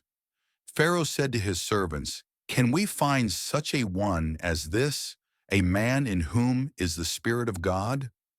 Pharaoh said to Joseph, Because God has shown you all of this, there is no one so discreet and wise as you. You shall be over my house. All my people will be ruled according to your word. Only in the throne I will be greater than you. Pharaoh said to Joseph, Behold, I have set you over all the land of Egypt. Pharaoh took off his signet ring from his hand and put it on Joseph's hand, and arrayed him in robes of fine linen, and put a gold chain about his neck. He made him ride in the 2nd chariot which he had. They cried before him, Bow the knee. He set him over all the land of Egypt. Pharaoh said to Joseph, I am Pharaoh. Without you, no man shall lift up his hand or his foot in all the land of Egypt. Pharaoh called Joseph's name Zaphenath-Paneah. He gave him Asenath, the daughter of Potiphera, priest of On, as a wife. Joseph went out over the land of Egypt. Joseph was 30 years old when he stood before Pharaoh, king of Egypt. Joseph went out from the presence of Pharaoh and went throughout all the land of Egypt. In the 7 plenteous years the earth produced abundantly. He gathered up all the food of the 7 years which were in the land of Egypt, and laid up the food in the cities. He stored food in each city from the fields around that city. Joseph laid up grain as the sand of the sea, very much, until he stopped counting, for it was without number. To Joseph were born 2 sons before the year of famine came, whom Asenath, the daughter of Potiphera, priest of On, bore to him. Joseph called the name of the firstborn Manasseh, for, he said, God has made me forget all my toil and all my father's house. The name of the second he called Ephraim, for God has made me fruitful in the land of my affliction. The 7 years of plenty that were in the land of Egypt came to an end. The 7 years of famine began to come, just as Joseph had said. There was famine in all lands, but in all the land of Egypt there was bread. When all the land of Egypt was famished, the people cried to Pharaoh for bread, and Pharaoh said to all the Egyptians, Go to Joseph. What he says to you, do. The famine was over all the surface of the earth. Joseph opened all the storehouses and sold to the Egyptians. The famine was severe in the land of Egypt. All countries came into Egypt to Joseph to buy grain, because the famine was severe in all the earth. Genesis chapter 42. Now Jacob saw that there was grain in Egypt, and Jacob said to his sons, Why do you look at one another? He said, Behold, I have heard that there is grain in Egypt. Go down there and buy for us from there, so that we may live and not die. Joseph's 10 brothers went down to buy grain from Egypt. But Jacob didn't send Benjamin, Joseph's brother, with his brothers, for he said, Lest perhaps harm happen to him. The sons of Israel came to buy among those who came, for the famine was in the land of Canaan. Joseph was the governor over the land. It was he who sold to all the people of the land. Joseph's brothers came and bowed themselves down to him with their faces to the earth. Joseph saw his brothers and he recognized them, but acted like a stranger to them, and spoke roughly with them. He said to them, Where did you come from? They said, From the land of Canaan to buy food. Joseph recognized his brothers, but they didn't recognize him. Joseph remembered the dreams which he dreamed about them, and said to them, You are spies. You have come to see the nakedness of the land. They said to him, No, my lord, but your servants have come to buy food. We are all one man's sons. We are honest men. Your servants are not spies. He said to them, No, but you have come to see the nakedness of the land. They said, We, your servants, are 12 brothers, the sons of one man in the land of Canaan. And behold, the youngest is today with our father, and one is no more. Joseph said to them, It is like I told you, saying, You are spies. By this you shall be tested. By the life of Pharaoh you shall not go out from here, unless your youngest brother comes here. Send one of you, and let him get your brother, and you shall be bound, that your words may be tested, whether there is truth in you, or else by the life of Pharaoh surely you are spies. He put them all together into custody for 3 days. Joseph said to them the 3rd day, Do this and live, for I fear God. If you are honest men, then let one of your brothers be bound in your prison. But you go, carry grain for the famine of your houses. Bring your youngest brother to me. so will your words be verified, and you won't die." They did so. They said to one another, "We are certainly guilty concerning our brother, in that we saw the distress of his soul when he begged us, and we wouldn't listen. Therefore this distress has come upon us." Reuben answered them, saying, "Didn't I tell you, saying, 'Don't sin against the child,' and you wouldn't listen? Therefore also, behold, his blood is required." They didn't know that Joseph understood them, for there was an interpreter between them. He turned himself away from them and wept. Then he returned to them and spoke to them, and took Simeon from among them, and bound him before their eyes. Then Joseph gave a command to fill their bags with grain, and to restore each man's money into his sack, and to give them food for the way. So it was done to them. They loaded their donkeys with their grain and departed from there. As one of them opened his sack to give his donkey food in the lodging place, he saw his money. Behold, it was in the mouth of his sack. He said to his brothers, "My money is restored. Behold, it is in my sack." Their hearts failed them, and they turned trembling to one another, saying, "What is this that God has done to us?" They came to Jacob their father, to the land of Canaan, and told him all that had happened to them, saying, "The man, the Lord of the land, spoke roughly with us, and took us for spies of the country. We said to him, 'We are honest men. We are no spies. We are 12 brothers, sons of our father. One is no more, and the youngest is today with our father in the land of Canaan.' The man, the Lord of the land, said to us, 'By this I will know that you are honest men. Leave one of your brothers with me, and take grain for the famine of your houses, and go your way. Bring your youngest brother to me. Then I will know that you are not spies, but that you are honest men. So I will deliver your brother to you, and you shall trade in the land.' As they emptied their sacks, behold, each man's bundle of money was in his sack. When they and their father saw their bundles of money, they were afraid. Jacob, their father, said to them, 'You have bereaved me of my children. Joseph is no more. Simeon is no more. And you want to take Benjamin away. All these things are against me.' Reuben spoke to his father, saying, 'Kill my 2 sons if I don't bring him to you. Entrust him to my care, and I will bring him to you again.'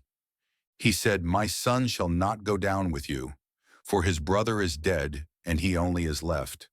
If harm happens to him along the way in which you go, then you will bring down my gray hairs with sorrow to Sheol.'"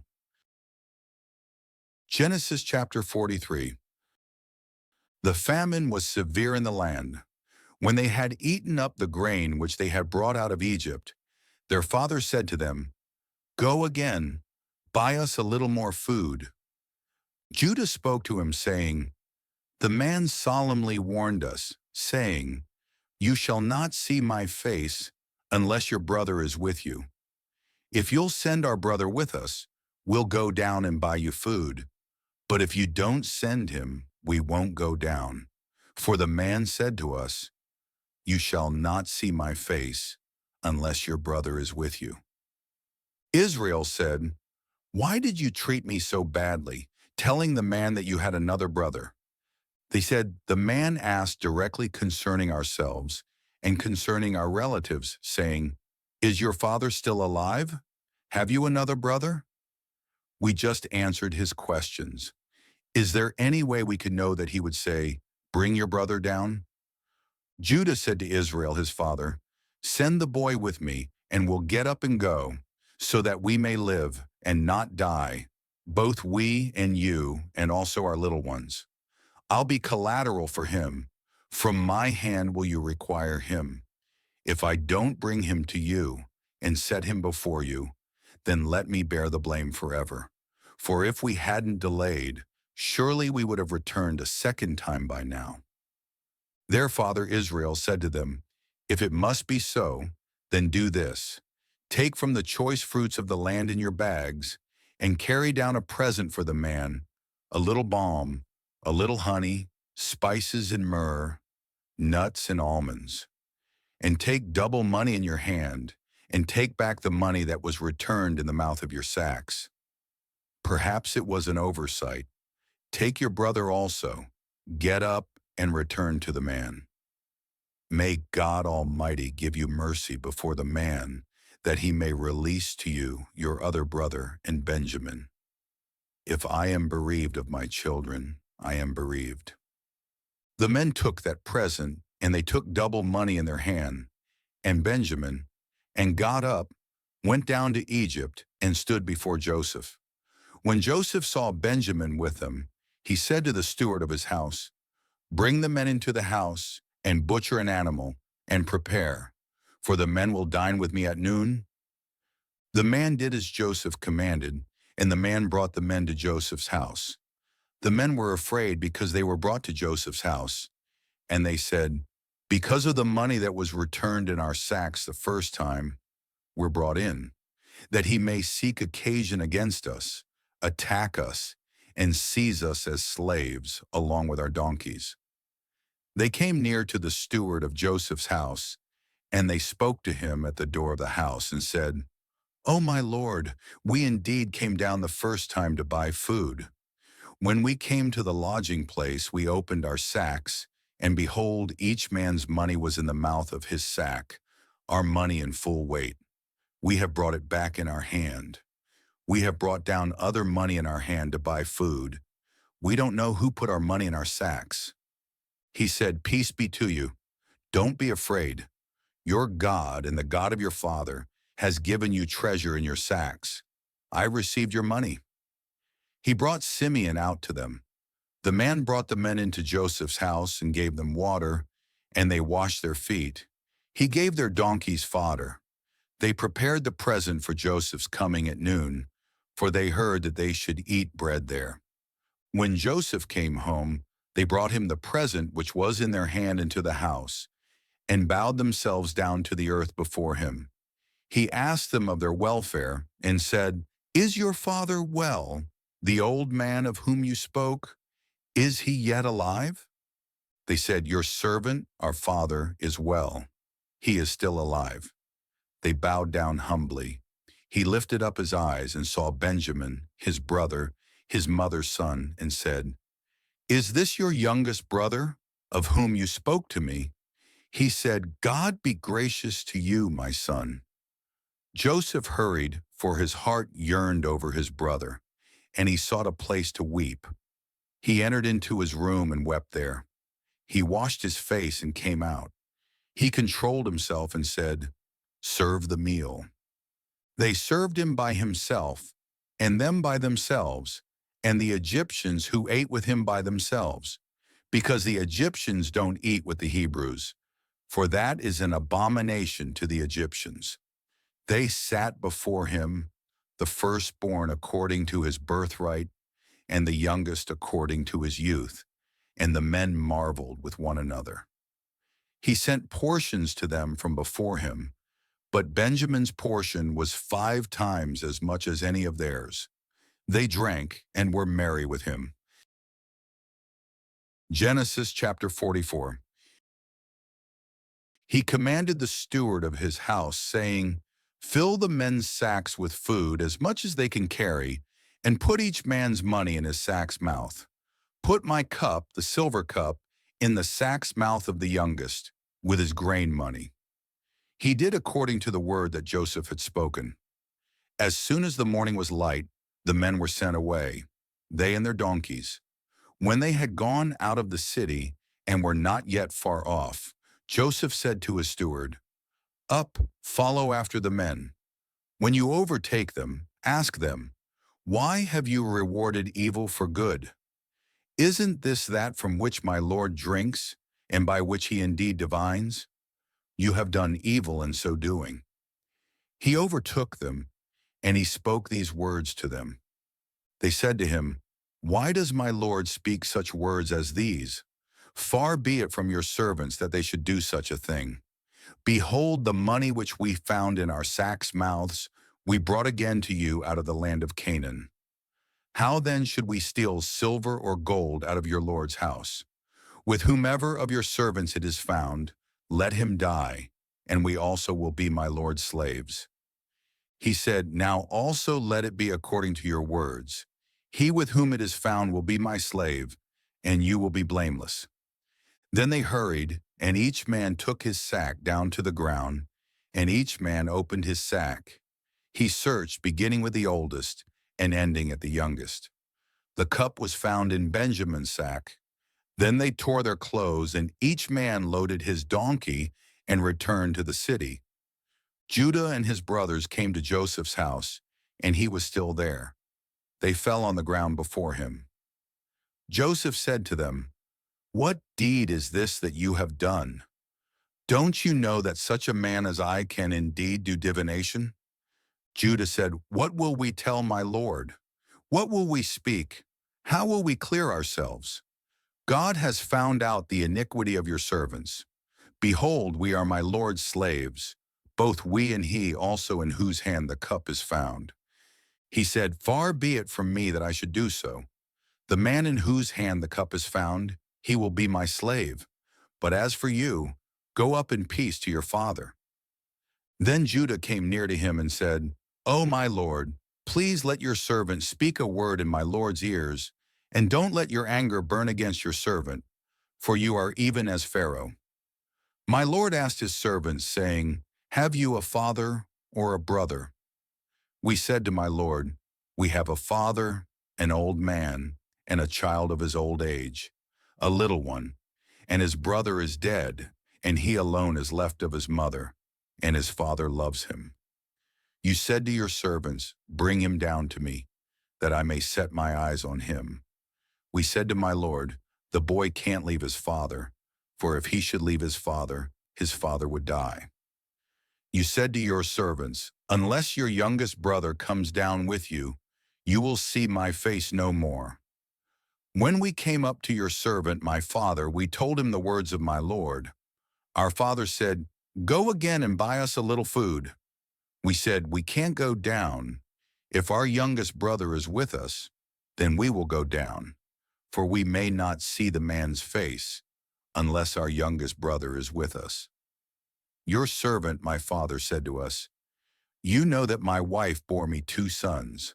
One went out from me, and I said, Surely he is torn in pieces, and I haven't seen him since. If you take this one also from me, and harm happens to him, you will bring down my gray hairs with sorrow to Sheol. Now therefore, when I come to your servant my father, and the boy is not with us, since his life is bound up in the boy's life, it will happen when he sees that the boy is no more, that he will die. Your servants will bring down the gray hairs of your servant, our father, with sorrow to Sheol.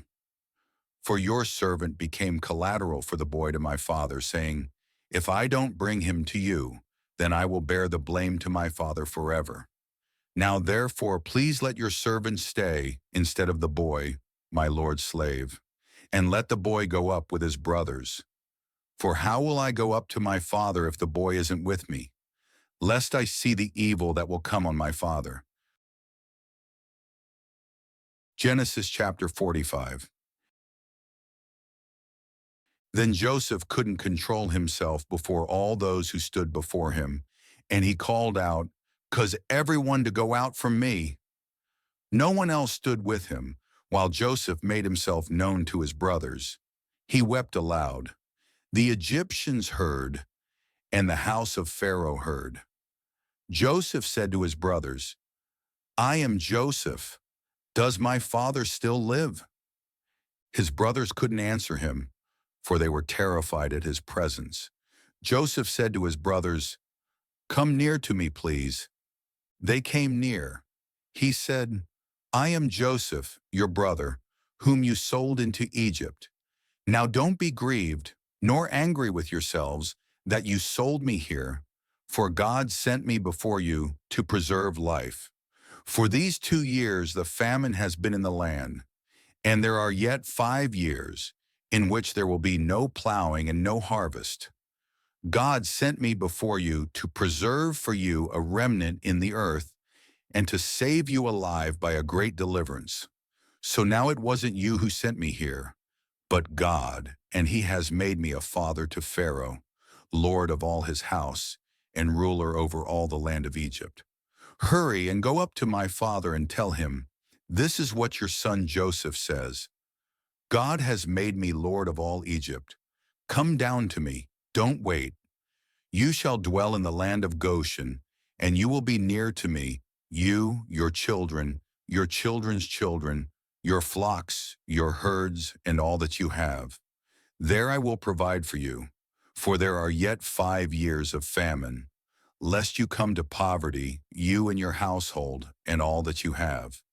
Behold, your eyes see, and the eyes of my brother Benjamin, that it is my mouth that speaks to you.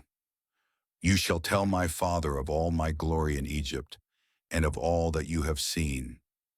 You shall hurry and bring my father down here. He fell on his brother Benjamin's neck and wept, and Benjamin wept on his neck. He kissed all his brothers and wept on them. After that his brothers talked with him. The report of it was heard in Pharaoh's house, saying, Joseph's brothers have come. It pleased Pharaoh well, and his servants. Pharaoh said to Joseph, tell your brothers, do this, load your animals and go. Travel to the land of Canaan. Take your father and your households and come to me, and I will give you the good of the land of Egypt, and you will eat the fat of the land. Now you are commanded to do this. Take wagons out of the land of Egypt for your little ones and for your wives, and bring your father, and come. Also, don't concern yourselves about your belongings, for the good of all the land of Egypt is yours. The sons of Israel did so. Joseph gave them wagons, according to the commandment of Pharaoh, and gave them provision for the way. He gave each one of them changes of clothing, but to Benjamin he gave 300 pieces of silver and 5 changes of clothing. He sent the following to his father: 10 donkeys loaded with the good things of Egypt, and 10 female donkeys loaded with grain and bread and provision for his father by the way. So he sent his brothers away, and they departed. He said to them, see that you don't quarrel on the way. They went up out of Egypt and came into the land of Canaan to Jacob their father. They told him, saying, Joseph is still alive, and he is ruler over all the land of Egypt. His heart fainted, for he didn't believe them. They told him all the words of Joseph, which he had said to them. When he saw the wagons which Joseph had sent to carry him, the spirit of Jacob, their father, revived. Israel said, it is enough. Joseph, my son, is still alive. I will go and see him before I die. Genesis chapter 46. Israel traveled with all that he had, and came to Beersheba, and offered sacrifices to the God of his father Isaac. God spoke to Israel in the visions of the night, and said, Jacob, Jacob. He said, here I am. He said, I am God, the God of your father. Don't be afraid to go down into Egypt, for there I will make of you a great nation. I will go down with you into Egypt. I will also surely bring you up again. Joseph's hand will close your eyes. Jacob rose up from Beersheba, and the sons of Israel carried Jacob, their father, their little ones, and their wives, in the wagons which Pharaoh had sent to carry him. They took their livestock and their goods which they had gotten in the land of Canaan, and came into Egypt, Jacob and all his offspring with him, his sons and his sons' sons with him, his daughters and his sons' daughters, and he brought all his offspring with him into Egypt. These are the names of the children of Israel who came into Egypt, Jacob and his sons: Reuben, Jacob's firstborn. The sons of Reuben: Hanok, Palu, Hezron, and Carmi. The sons of Simeon: Jemuel, Jamin, Ohad, Jachin, Zohar, and Shaul, the son of a Canaanite woman. The sons of Levi: Gershon, Kohath, and Merari. The sons of Judah, Onan, Shelah, Perez, and Zerah. But and Onan died in the land of Canaan. The sons of Perez were Hezron and Hamel. The sons of Issachar, Tola, Puvah, Eob, and Shimron. The sons of Zebulun, Sered, Elon, and Jaleel. These are the sons of Leah, whom she bore to Jacob in Paddan Aram, with his daughter Dinah. All the souls of his sons and his daughters were 33. The sons of Gad, Ziphion, Haggi, Shuni, Esbon, Eri, Arodi, and Areli. The sons of Asher, Imnah, Ishva, Ishvi, Beriah, and Sarah, their sister. The sons of Beriah, Heber and Malchiel. These are the sons of Zilpah, whom Laban gave to Leah, his daughter, and these she bore to Jacob, even 16 souls. The sons of Rachel, Jacob's wife, Joseph and Benjamin. To Joseph in the land of Egypt were born Manasseh and Ephraim, whom Asenath, the daughter of Potipherah, priest of On, bore to him. The sons of Benjamin, Bela, Becher, Ashbel, Gera, Naaman, Ehi, Rosh, Muppim, Huppim, and Ard. These are the sons of Rachel, who were born to Jacob. All the souls were 14. The son of Dan, Hushim. The sons of Naphtali, Jaziel, Guni, Jazer, and Shillem. These are the sons of Bilhah, whom Laban gave to Rachel, his daughter, and these she bore to Jacob. All the souls were 7.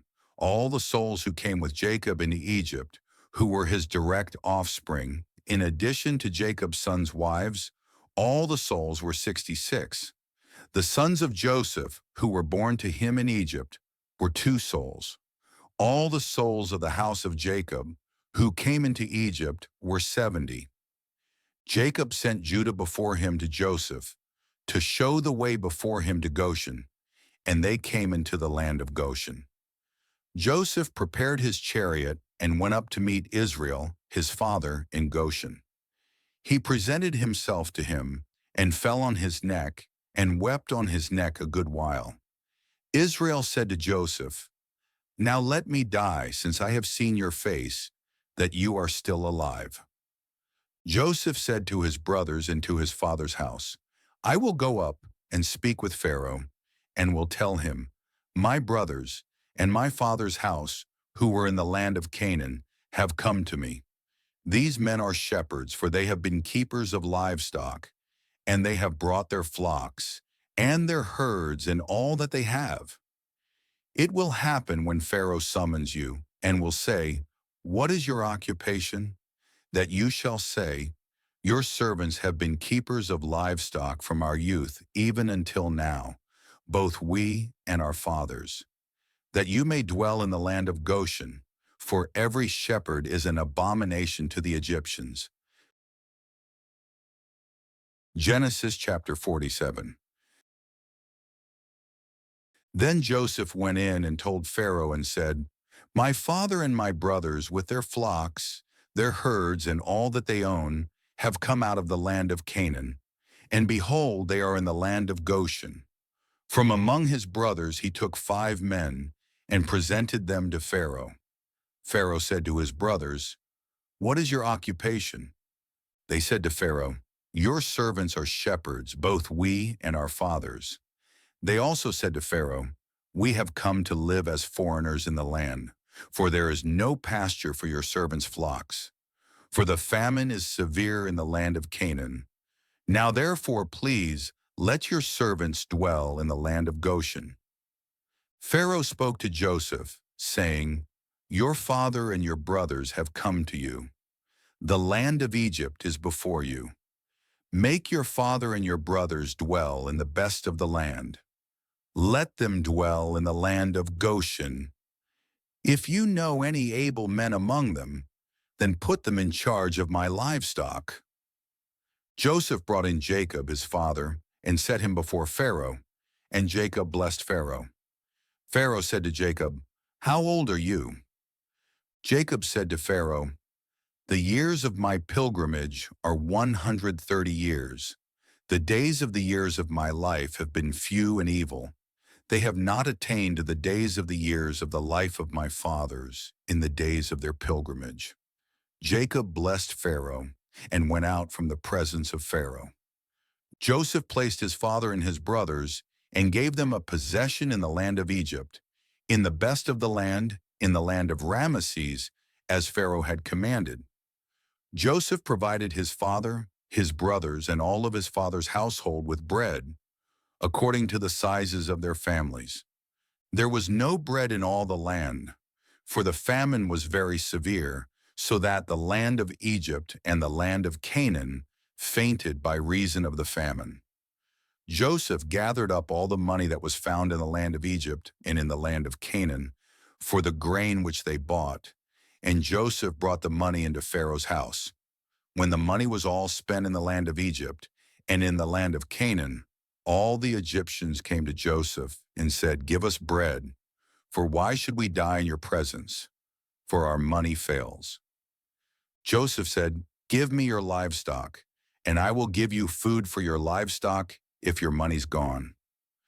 They brought their livestock to Joseph, and Joseph gave them bread in exchange for the horses, and for the flocks, and for the herds, and for the donkeys. And he fed them with bread in exchange for all their livestock for that year. When that year was ended, they came to him the second year and said to him, "We will not hide from my lord how our money is all spent, and the herds of livestock are my lord's. There is nothing left in the sight of my lord but our bodies and our lands. Why should we die before your eyes, both we and our land? Buy us and our land for bread, and we and our land will be servants to Pharaoh. Give us seed that we may live and not die, and that the land won't be desolate." So Joseph bought all the land of Egypt for Pharaoh, for every man of the Egyptians sold his field, because the famine was severe on them, and the land became Pharaoh's. As for the people, he moved them to the cities from one end of the border of Egypt, even to the other end of it. Only he didn't buy the land of the priests, for the priests had a portion from Pharaoh, and ate their portion which Pharaoh gave them. That is why they didn't sell their land. Then Joseph said to the people, "Behold, I have bought you and your land today for Pharaoh. Behold, here is seed for you, and you shall sow the land. It will happen at the harvest that you shall give a fifth to Pharaoh, and 4 parts will be your own, for seed of the field, for your food, for them of your households, and for food for your little ones." They said, "You have saved our lives. Let us find favor in the sight of my lord, and we will be Pharaoh's servants." Joseph made it a statute concerning the land of Egypt to this day that Pharaoh should have the fifth. Only the land of the priests alone didn't become Pharaoh's. Israel lived in the land of Egypt, in the land of Goshen, and they got themselves possessions therein, and were fruitful and multiplied exceedingly. Jacob lived in the land of Egypt 17 years. So the days of Jacob, the years of his life, were 147 years. The time came near that Israel must die, and he called his son Joseph and said to him, "If now I have found favor in your sight, please put your hand under my thigh and deal kindly and truly with me. Please don't bury me in Egypt, but when I sleep with my fathers, you shall carry me out of Egypt and bury me in their burying place." Joseph said, "I will do as you have said." Israel said, "Swear to me." And he swore to him.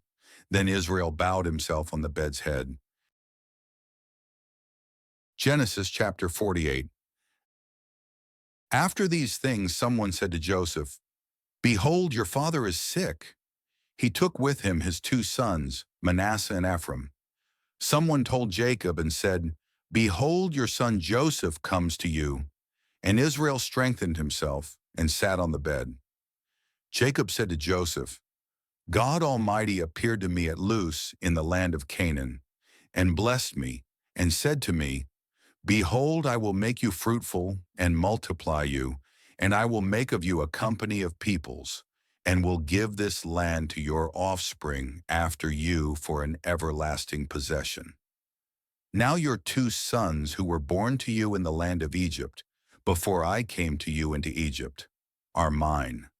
Ephraim and Manasseh, even as Reuben and Simeon will be mine. Your offspring, whom you become the father of after them, will be yours. They will be called after the name of their brothers in their inheritance. As for me, when I came from Paddan, Rachel died beside me in the land of Canaan on the way, when there was still some distance to come to Ephrath, and I buried her there on the way to Ephrath, also called Bethlehem. Israel saw Joseph's sons and said, "Who are these?" Joseph said to his father, "They are my sons whom God has given me here." He said, "Please bring them to me, and I will bless them." Now the eyes of Israel were dim for age, so that he couldn't see well. Joseph brought them near to him, and he kissed them and embraced them.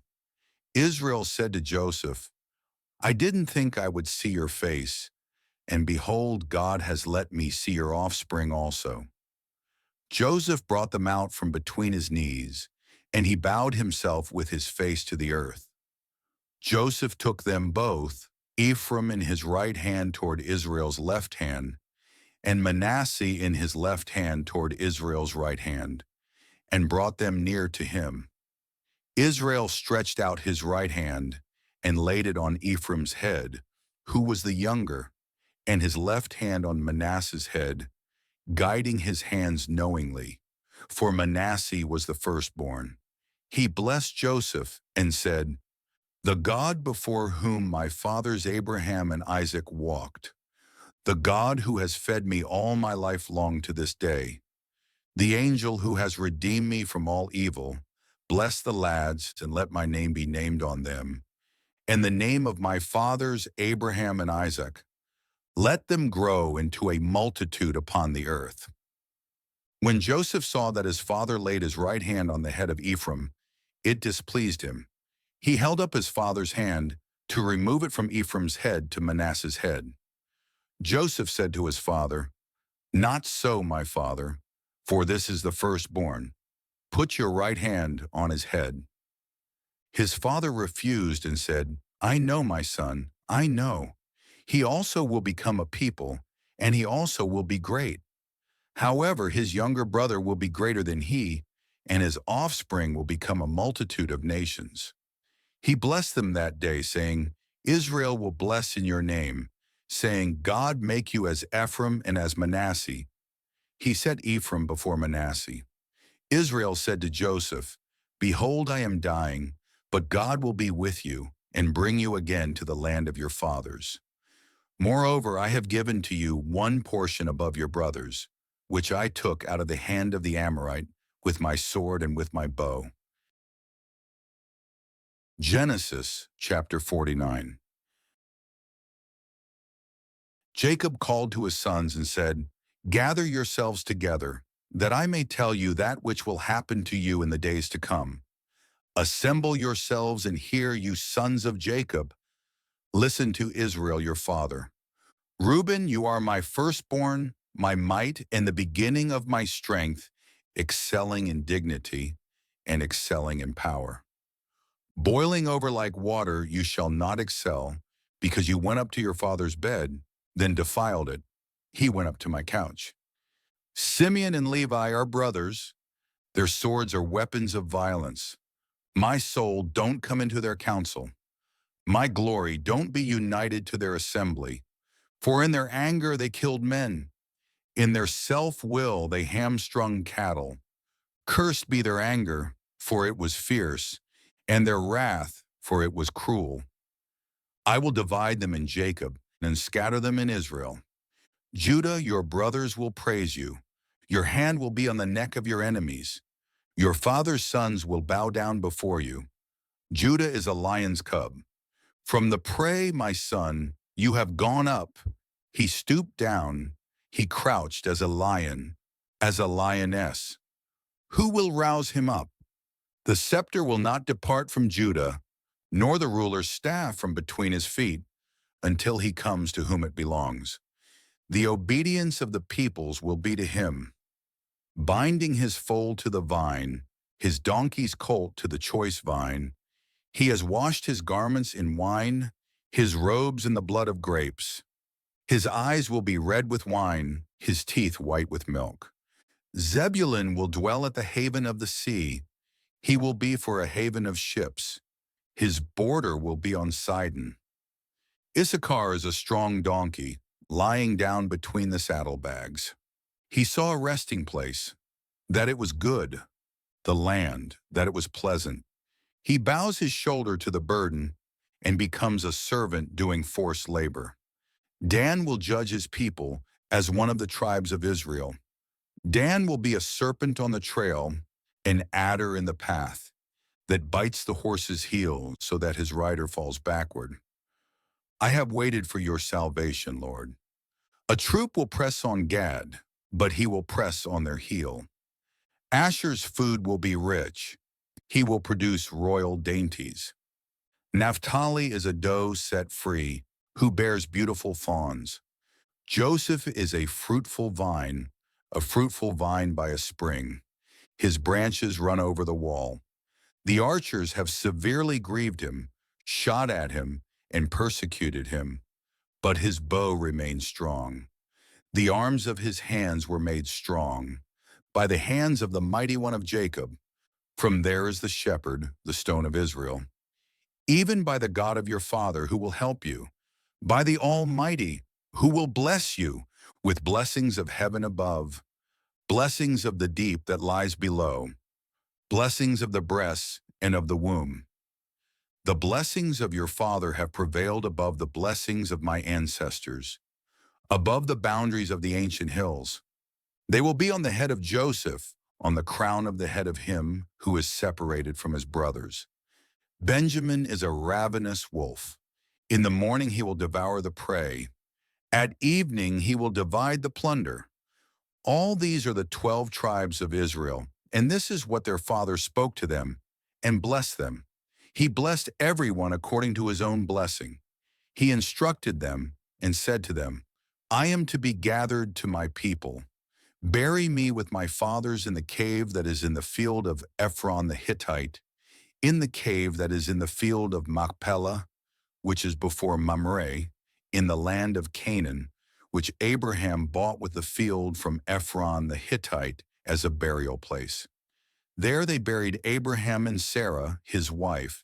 There they buried Isaac and Rebekah, his wife. And there I buried Leah, the field and the cave that is therein, which was purchased from the children of Heth. When Jacob finished charging his sons, he gathered up his feet into the bed, breathed his last breath, and was gathered to his people. Genesis chapter 50. Joseph fell on his father's face, wept on him, and kissed him. Joseph commanded his servants, the physicians, to embalm his father, and the physicians embalmed Israel. 40 days were used for him, for that is how many days it takes to embalm. The Egyptians wept for Israel for 70 days. When the days of weeping for him were past, Joseph spoke to Pharaoh's staff, saying, If now I have found favor in your eyes, please speak in the ears of Pharaoh, saying, My father made me swear, saying, Behold, I am dying. Bury me in my grave, which I have dug for myself in the land of Canaan. Now therefore, please let me go up and bury my father, and I will come again. Pharaoh said, Go up and bury your father, just like he made you swear. Joseph went up to bury his father, and with him went up all the servants of Pharaoh, the elders of his house, all the elders of the land of Egypt, all the house of Joseph, his brothers and his father's house. Only their little ones, their flocks, and their herds they left in the land of Goshen. Both chariots and horsemen went up with him. It was a very great company. They came to the threshing floor of Atad, which is beyond the Jordan, and there they lamented with a very great and severe lamentation. He mourned for his father 7 days. When the inhabitants of the land, the Canaanites, saw the mourning in the floor of Atad, they said, This is a grievous mourning by the Egyptians. Therefore its name was called Abel Misraim, which is beyond the Jordan. His sons did to him just as he commanded them, for his sons carried him into the land of Canaan, and buried him in the cave of the field of Machpelah, which Abraham bought with the field as a possession for a burial site from Ephron the Hittite near Mamre. Joseph returned into Egypt, he and his brothers and all that went up with him to bury his father after he had buried his father. When Joseph's brothers saw that their father was dead, they said, "It may be that Joseph will hate us and will fully pay us back for all the evil which we did to him." They sent a message to Joseph saying, "Your father commanded before he died, saying, 'You shall tell Joseph, now please forgive the disobedience of your brothers and their sin, because they did evil to you. Now please forgive the disobedience of the servants of the God of your father.'" Joseph wept when they spoke to him. His brothers also went and fell down before his face, and they said, "Behold, we are your servants." Joseph said to them, "Don't be afraid, for am I in the place of God? As for you, you meant evil against me, but God meant it for good, to save many people alive, as is happening today. Now therefore, don't be afraid. I will provide for you and your little ones." He comforted them and spoke kindly to them. Joseph lived in Egypt, he and his father's house. Joseph lived 110 years. Joseph saw Ephraim's children to the third generation. The children also of Machir, the son of Manasseh, were born on Joseph's knees. Joseph said to his brothers, "I am dying, but God will surely visit you and bring you up out of this land to the land which he swore to Abraham, to Isaac, and to Jacob." Joseph took an oath from the children of Israel, saying, "God will surely visit you, and you shall carry up my bones from here." So Joseph died, being 110 years old, and they embalmed him, and he was put in a coffin in Egypt.